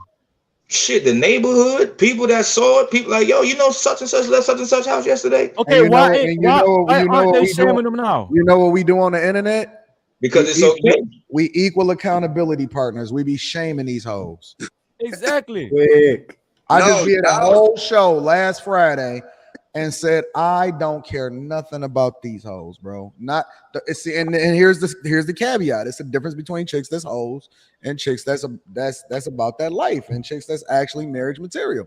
And we separating them, bro. Listen, somebody said earlier, I think it was Illuminated. He had it completely right. He said, bro, this is not a save these hoes movement. This is a salvage mission. No, that was Mr. Fantastic. Mr. Fantastic. This is a salvage mission. We handpicking and we rocking with the people that's actually dope, that may or may not have been locked out because their parents was for the streets, but they just so happen to be the kid on the side of the road that got that glimmer of hope, and they fucking Goodwill Hunting. We picking out the Goodwill Huntings of all of the communities, and we leaving all of that other bullshit behind. We leaving Black Lives Matters behind. We leaving women for the streets behind. I mean, you know, if you want to have them suck you off, then that's one thing. But other than that, we leaving them behind, and we keeping it moving, man. We not getting caught up with these hoes. What you're doing, you're creating tribes. You're literally creating tribes. Like you're savaging out of the fucked up community that we got in our mind that don't make no sense, that don't exist, and you're creating tribes. That's it. That's all it is. Yeah. And I'm telling you this, I'm calling your ass out now because you got the influence to start these tribes. The DC tribe. Rock, paper, scissors. Yeah, bro, but you're gonna have to let these chicks go, bro. You're gonna have to let them go. But Anton, and for these niggas that keep saying logic is in the hood tribe, you stupid bitch. Ain't no hood down there, you dirty motherfuckers. And then them puss ass niggas. It's no hood tribe. You fucking chat bitches. Anton, you know what the sad part about it is? What's that? It's gonna get worse and worse and worse. You think so? It's not gonna get better, Anton. And Wolfstack's right. You know, the hoes need to be shamed. But Wolfstack's, guess who the shaming should start with? You need to start shaming these hoes. Don't wait on Freezer to do it. Don't wait on Logic to do it. Don't wait on Anton to do it. You do it. Yeah. But you have this conformative attitude. Fuck these hoes, bruh. Don't be afraid to say it. I don't give a fuck about none of these bitches. Yeah. Hey, Freezy. Hey, Freezy. And the caveat though, and Freezy is right. It's a difference between hoes and it's a difference between the chicks that we rock with, bro. Exactly. But look, the problem is most men can't say the words, Freezy. That's why I get pissed. I don't get pissed off at the hoes. I told you the hoes doing what they supposed to do. But for men, like I call my nigga out, but I'm gonna call them out, Rob. They scared to say fuck these hoes. And they literally get mad. They scared to say fuck these hoes. And then you hear me getting angry? And to them hoes violate the fuck out of them. Now they get on here and start sounding like Mr. Logic. That's when they do it. I told you to say fuck them hoes long time ago. Logic. That's when they do it, Logic. That's when they go to saying fuck them hoes. When they old lady and they got their face beat in. But it's too late now. It's too late. You should have said fuck that bitch before all of that shit, man. All right, watch this, Rob. Can you repeat, Rob? Fuck these hoes. Fuck these hoes. I mean, this is what you want me to say? I mean, it's not that I'm afraid to say it or that I don't understand it. Let's have an exercise, man. All I was saying is be measured. That's all I'm saying. Don't let women come into your life and have control over your emotions. That's but Rob, you ain't said good enough. Yeah, apparently, but I get over talked. Sometimes I don't get to make my whole point. That's that. Fuck these hoes, man. These hoes ain't shit. Fuck these hoes. Say it like that, brother. The thing about it, man, is but we got to be careful because we don't want them to become an incel. We just want them to be like, we want them to understand his worth and his power. That's the goal, is to understand your power. Man, that shit need to become a mantra. No, but if the first thing you do with a crackhead or alcohol, right? Going through their little fucking rehab, right? Fuck alcohol, right? They gotta say it. And then the little therapist be like, say it louder. Fuck alcohol. Don't say your balls. Fuck alcohol. So now say fuck these hoes. Say it with your chest, nigga. Fuck these hoes.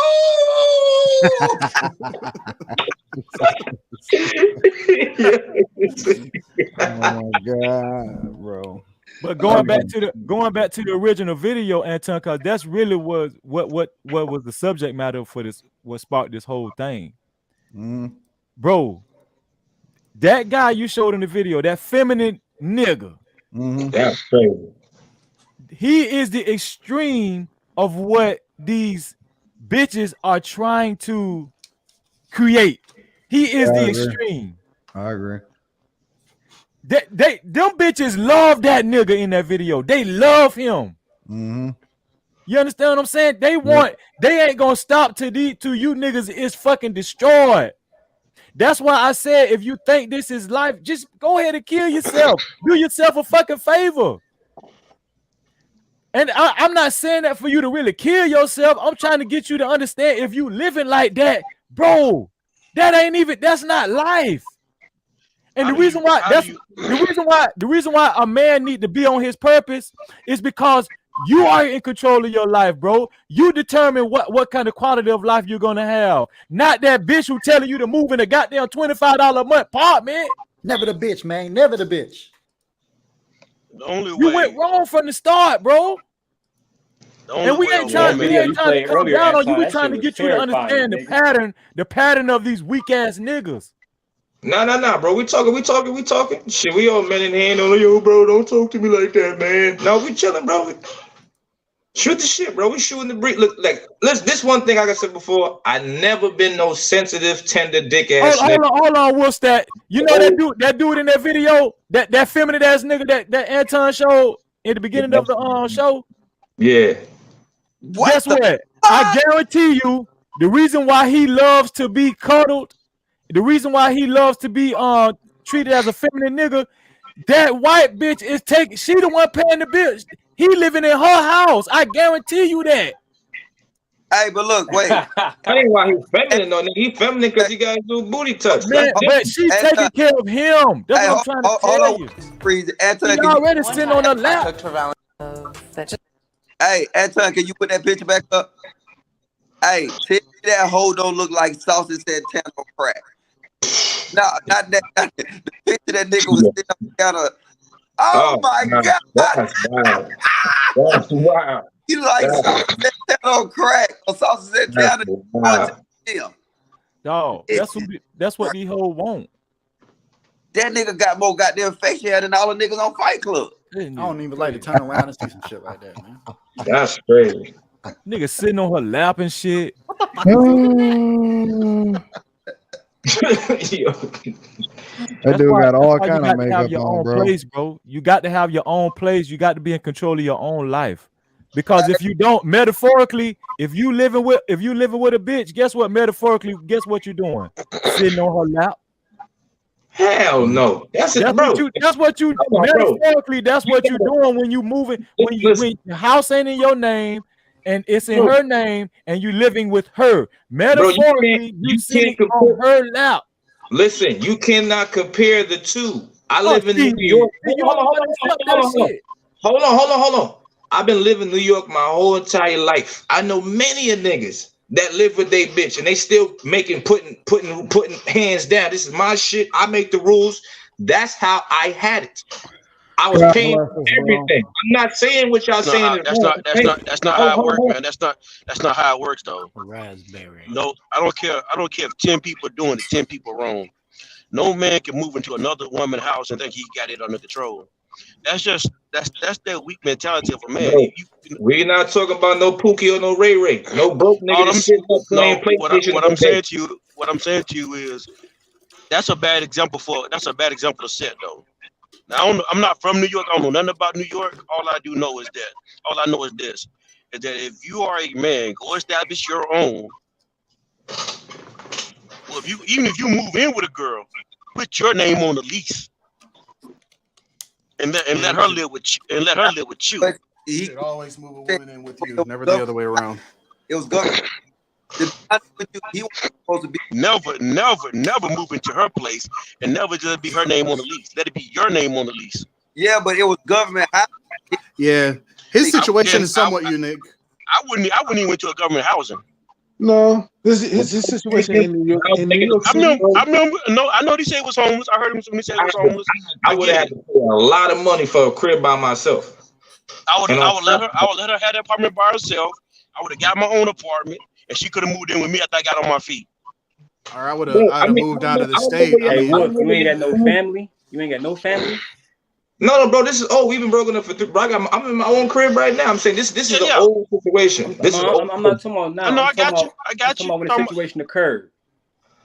Yeah, I mean, I have, but bro, I'm not gonna lie. I'm very stubborn and selfish. Like I'm a man to the fault, to the T. And if I ain't got no money for no food, I ain't got my own shit. I'm not sleeping on nobody's couch. I'm not staying in nobody grandma's house. So I went back to the shelter. But And I look, got look, hear me out, my brother. Real talk. Yeah. Listen, my brother, my brother, a truck driver. He had his motherfucking girlfriend living with me for like the last 3 months now, right? If you need help sometime, if you need somebody to lay low somewhere, and you got family, that's why I asked. You ain't got no brothers, no cousins, nobody that give a fuck about you. Because if you got to go live with this woman, and she fucking you over, right, bro? Why not just go to your family and have all that shit be did in discretion? You being homeless, she probably telling other niggas while, like Anton said, getting her face beat in. That's how these hoes move, bro. When you could have went to your homie, Anton, your brother, you go sleep in his house. If Logic, your brother, you see the space he got, if he allow it, you sleep in his house. If they allow it. If they allow it, Logic, right? But if you ain't got nobody to give a fuck about you, bro, I think that's even worse. You got to foster relationships with real niggas. You can't trust these hoes, ever. Listen, you gotta understand. One of the things I keep hearing, and when I keep hearing, not just this young man conversation, but I hear a lot of people conversation is, we gotta have doing stuff out of order. You know, why do we prioritize women and booty before we actually get the money and affairs in order first? But you gotta. The real discussion is that this is what he's saying is true. This is a normal move in these cities. It could be money moves. You know what I'm saying? This is the normal move. Like I said, this is why I said that these incentive programs is they mess stuff up. No type of because it's a hustle. You know what I'm saying? These bitches would low key be the breadwinner. They will have the power structure, but they'll utilize their baby daddies. You know what I'm saying, for income. Because I guarantee you, he paid for that thigh tattoo. You know what I'm saying? I mean, she had no job, so how go get that tattoo? You pay for that shit. You know what I'm saying? And I'd be damned if I pay for some other nigga get the nut on. Hey, look, no, bitch, ain't doing that. I bet that thigh tattoo look good too, though. Yeah, I already know my nigga. I like them thigh tattoos, man.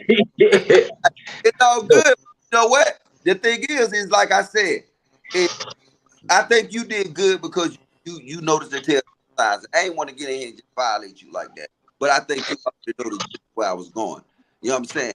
When she was looking at you, she didn't look at you as the man. She didn't look at you as the breadwinner. She didn't look at you as a partner. And you know what I'm saying? And looked at him like a come up. Yeah. That's it. What she saw was, you gotta remember, some of these girls grew up in fairy tale worlds and they got this ideal image relationship look like in their head.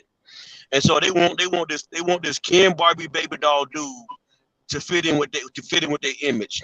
But what they fail to realize, what most men gotta realize, that there's a role that a man has to stand up to, has to portray. Not just portray, but has to be.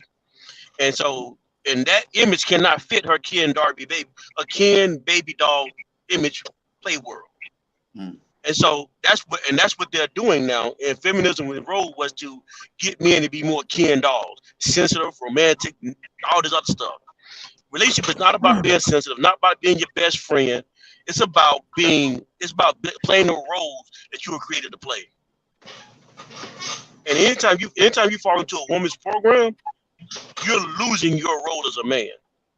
And she would never respect that. She want that Ken Barbie doll world, but she'll never respect it.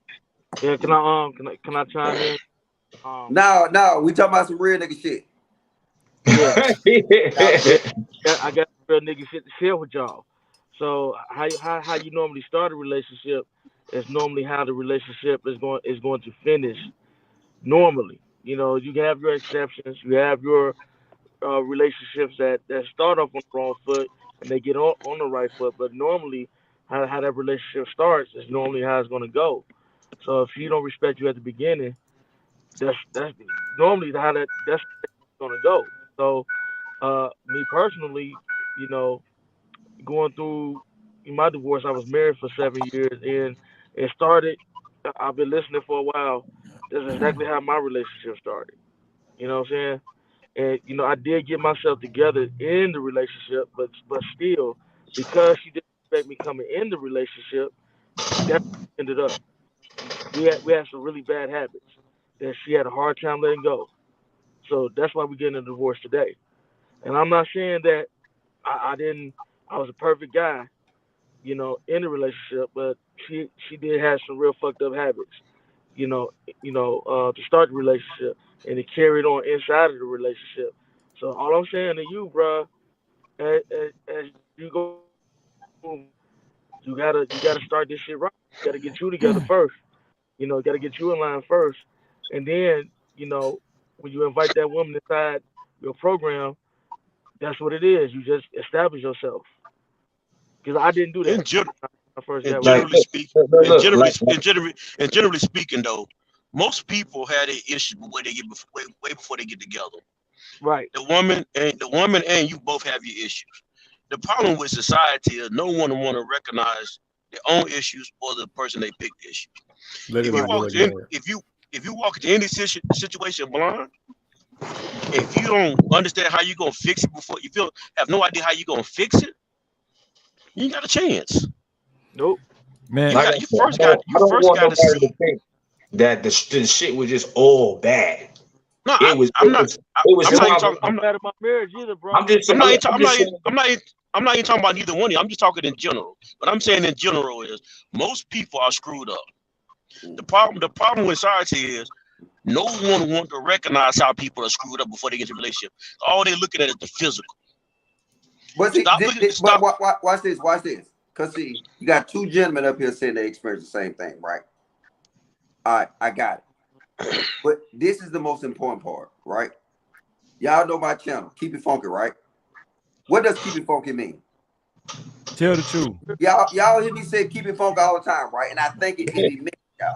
Keep it 100, yeah. But what do Keep It Funky? I mean, it's deeper than I'm a deep nigga. I don't just stay on the surface like Keep It 100.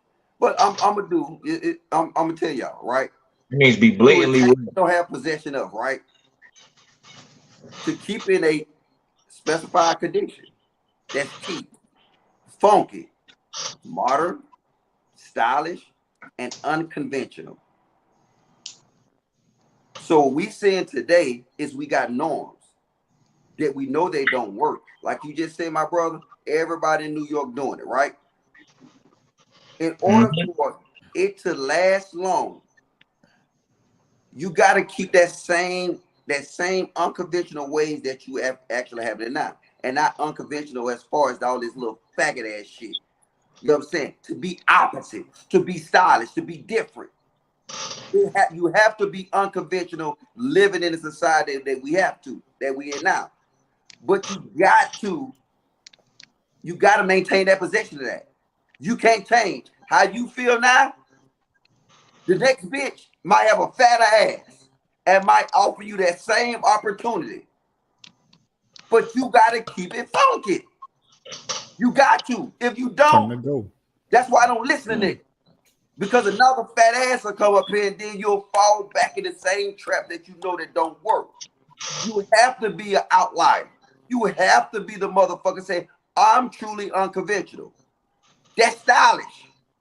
Don't blend in. Everybody in DC, not DC, everybody that's living what you live in, we understand your pain, but continue that unconventional way and maintain it. And you'll have all my respect in the world. And I have respect for you for even sharing your goddamn story. Because we was fucking with you. And then Thomas came up here and he said the same thing. Low key, we establishing a tribe. So now all y'all niggas flood Anton Daniels email and just put #tribe. Make that nigga do something with all that fucking money he got. Make him Hey, do I something. respect you for coming onto the panel and actually telling us your story of Yeah, I respect it too. You know what I mean? I'm broke, I bro. appreciate I ain't that. got no money. Hey, yo, Logic, yo. That's on the You goddamn. just got that creator space, Yo, right? I got hey, yo, Apple Watch Logic, on, man. I yo. need a new band. Come on now. Hold on 1 second. Yo, Logic. Yo, check the back check, Logic. Nigga, know you know I'm what? on my So what's phone, funny? man. You know what? When I before I I'm got just saying. married, for a long my wife has always had her own house. And I don't know if some of y'all know my story, but I made a decision to take care of my mom. My mom was totally disabled. And my wife always had her own house. Now, logically, she always said, hey, you can move in with me to make things easier on you. And logically that made sense, just like you, Wolf. That's why I'm so passionate about this. But guess what? I never did. I never moved in with her, bro. I always, even when it was hard for me, I always maintained my own stability because I wanted her to understand. Even during those times when we have disagreements, you gonna understand that Freezy a fucking man. I don't fucking need you. I don't. You know what I'm saying? So when shit really got good for Freezy, guess what? She understood, bitch, I did this on my fucking own. This my plan. You ain't got no reason to disrespect me.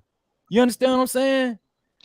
And guess what? When we got married, she still had, she got her own house. Guess what I made her do? Oh, you ain't living there no more. You living with Freezy. Guess what? We finna rent your place out. And that money coming to us. Bro, I was in control the whole fucking time. And guess what? To this day, I set the tone. From the beginning, I set the tone. And that's what it's all about, though, dude. Real niggas gonna set the tone from the jump. And all I'm telling you is don't never let no bitch set no fucking tone, bro. Because Anton, once you let them do that, bro, it's over. Freeze it. It's easy for you to say that Freeze it, though. I'm gonna present this to the whole wait, panel. hold on, Daryl. I just want to say this to Freeze it. You ain't see that thigh tattoo, Freeze it. It's easy for you to say that because that thigh tattoo and them nipple rings. Ooh, they hit different. Salute to that nigga Logic. But look, and Logic, you can answer this too. But I really wanted Anton to answer it.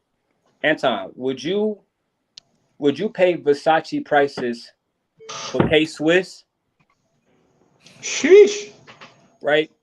But that's what these women want y'all to do. I call it transactional femininity, right? Where women will present to you a price that another nigga, he done had a baby by and all kind of shit, and he didn't have to pay. I'm never gonna ever look. I need an ROI on every time I spend $1, I gotta bounce back. Believe what you want to believe, right? But a nigga, bro, that's what it sounded like, Wolf. It sounded like you paid Balenciaga price for some fucking K-Swiss. And another nigga send me them goddamn extras, man. No, a nigga played you, bro. Because another nigga, like Anton said, imagine how much he didn't pay, and he fucking jaw jacking this bitch. No. This is where y'all getting fucked up. I'm the nigga that's knocking bitches' stomach in. That's why you was the one that got cheated on? No, listen, I never said that. What I said was that's just the analogy that Anton fucking used. But I don't know. I don't really know exactly where shit went wrong. But I can tell you this. I would say maybe I wasn't home the way I should have been. But I definitely was knocking boots. Definitely knocking. I could have cheated on her with mad bitches. But like I said, I'm an old school, old fashioned nigga. I don't believe in cheating. I don't believe in straying from the home. Now, I mean, picture that I'm working all these hours and I come home smelling like pussy. And I got to kiss and hug my kids. So I'm just a stand-up dude. I believe in old school values and shit like that. So that's why when I was living with her, I was making plans to do this. I was paying all the bills. I was taking care of everything. But like I said, you got to realize women we deal with today are like children, bro. A lot of them. They see you or I as a toy. Once you get boring to them, they need to pick up a new toy, a new nigga, and move the fuck on. I don't think that way. I don't give a fuck. I don't get bored. I'm a dude. I'm a man. But bro, your only problem you got is you're no longer on Earth. You're on Mars, man. You're on Mars. Yeah, bro. Like, nigga, look, ain't no gravity on Mars, nigga. You know what I'm saying? Go ahead and don't have them goddamn fucking flotation device boots and watch what happens, nigga. You gonna float out in the atmosphere, and that hoe gonna be laughing at you. Me and that hoe, cause I'm gonna be nut on that goddamn tattoo. Look, you better adjust to the times. You better adjust to the times, nigga. This is not Earth. Like I be telling Anton and Trill and all the married niggas, yeah, y'all got married on Earth, but this is Mars. This is Mars. Mr. Elijah gonna have his boots on and his suit, and he'll watch you float off his face. And man, them hoes will drink your goddamn money up and laugh at you. You got to prepare yourself. This a different playing field. Like I said, Anton, we'll holler at him after step 4. Because I'm gonna get you niggas equipped. I'm gonna get you your goddamn your uniform, your goddamn oxygen tank, your steel toe boots so you can goddamn walk. Then now we gonna pass you on to Anton, and maybe he can get you on a spaceship and take you back to Earth. But nigga, we're picking on Mars. These hoes all on Mars now. Anton is the promised land, the Wakanda. We gotta deal with reality before we can get to the promised land, right? Step 1 through 4 is Mr. Logic. Pass you on to Anton, he do what he do.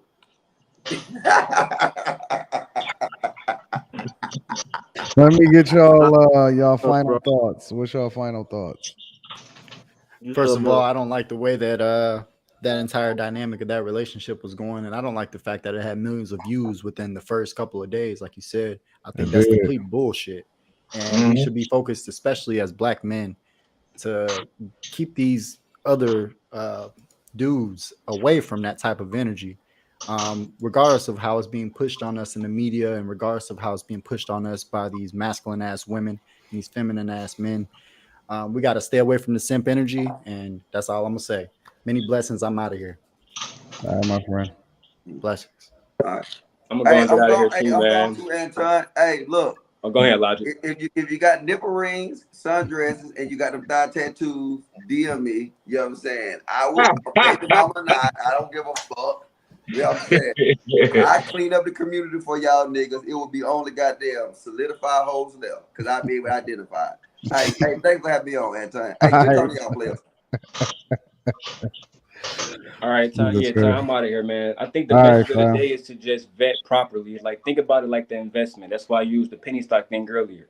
Because bro said that that's normal. I heard somebody saying being cheated on is normal. And again, it's some investor telling somebody on the phone, buying these pink sheets is normal. Go ahead and lose your money. That's true. You gotta treat it like an investment, bro. And I'm never gonna go all in on an investment that I know I'm not gonna win on. It's over. So you gotta vet it properly. That's my message. I'll holler at y'all. Freezy, what up? All right, fam. My boy. Hey, it was good. It was good rapping with y'all, even though I was only on here for a couple of minutes. But I'm gonna just expound on what Daryl Long just said, because that was the thing that I didn't pay attention to at the beginning of my relationship. I didn't vet properly, and the lesson learned is, bad habits are hard to break. When you come into a relationship with bad habits, especially when you get a certain age, they are really hard to break. So you have to come in. You have to come in to the relationship how you want the relationship to, how you want the relationship to go as far as long term. So, like I said, bro, just vet properly. Come into the relationship whole. Come into a relationship with good habits, and make sure that the person that you're with, comes into it whole and with good habits too. So that's all I'm gonna say. In peace. All right, y'all. I'm gonna say it's been great talking to you, Anton. Finally meeting you, the great Anton. Anton, the motherfucking great. I'm a regular guy, man. I just try to live extraordinarily, man. I appreciate you. Yeah, you dropped a lot of jewels on me. I appreciate the love. And what I learned, what I've been already knew living by myself, being by myself, is what you said is absolutely, you got to work on yourself. You have to work on yourself, do the work. That means not just money wise, it means mentally, emotionally, and physically for yourself. And Freezy, appreciate you, brother Lord J, Rob. And look, please, I'm just asking right now before I go, you got to get me on the beef. I got to talk to Island Q. Nah. See y'all. All right, bro.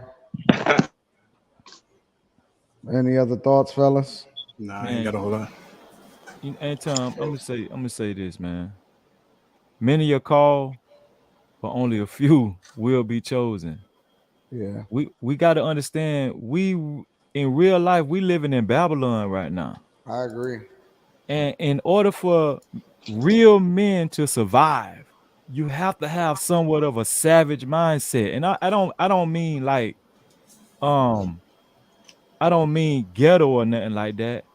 But the way you go about exactly what you're saying. exactly the way men are supposed to go about situations in life, especially dealing with women, you have to be brutally honest, candid.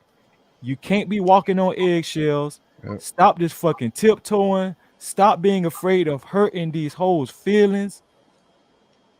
And you will understand, you will see the light. Yep, I agree. That's it. That's all. That's all. But Anton, man, it's always a pleasure. You know you my boy, man. Yeah, you're my dog. Yeah, man. All right. Well, listen, I appreciate y'all rocking with me. We getting it in. We doing what we do. Thank you, J1 and Rob, for rolling out with me, big dog. All day. Yo, Thank Tom y'all. Dog. I ain't What gonna up, front, man. Tom Dog, you my nigga. Hard body. I ain't gonna front. I know you don't like me using those words. Nah, I'm say those cool type with of it. things. I'm cool with it. I'm But chilling, you know what man. it is. Tom Dog, you my dude. Shout out to the Bag Chaser. Shout out to Yeah. Rob. And Wolf Sack. I Bag just want to Chaser. say, at the end of the day, you got 4 beautiful kids at the end of the day, so it wasn't a loss at all. Yeah, not for Yeah. nothing. You were king. Whenever you were king, bro, you can always start another freaking what's that? You can always start a new freaking build a That's new true. castle, build a new freaking, you know what I'm saying? Find another woman, you know what I Yeah. mean, that you find that's, you know, that's worthy of you, and you could build something else, man. You know I what I mean? And agree. you can always make more money as a man, bro. I So agree 100%. whatever they want to talk about, whatever they want to say about, you can always double up, triple up your bread, man. It's all about your Thank you, mindset. my friend. Thank you, bro. Thanks. Ladies. All right. Rob, what's your thoughts? Oh, Rob dipped. All right. Well, listen, I love y'all. I appreciate y'all. Thank you for tuning in to the Millionaire Morning Show. We have unorthodox conversations. But I have a meeting that I have to dip into, and I have more furniture that's being delivered. We are in the content creation studio. You can see the great city of downtown Detroit all in my background, and all windows. And we're gonna do what we do. Listen, I love y'all. I appreciate y'all. Thank you for continuing to rock with me. I will be live streaming tonight at around 10 p.m. Eastern on my other channel, the Anton Daniels channel, and we're gonna get it in. I love y'all. I'm gonna holler at y'all later. Make sure y'all hit a like for the YouTube algorithm and then tap into the Patreon on your way out the door. I'm gonna holler at y'all. Peace.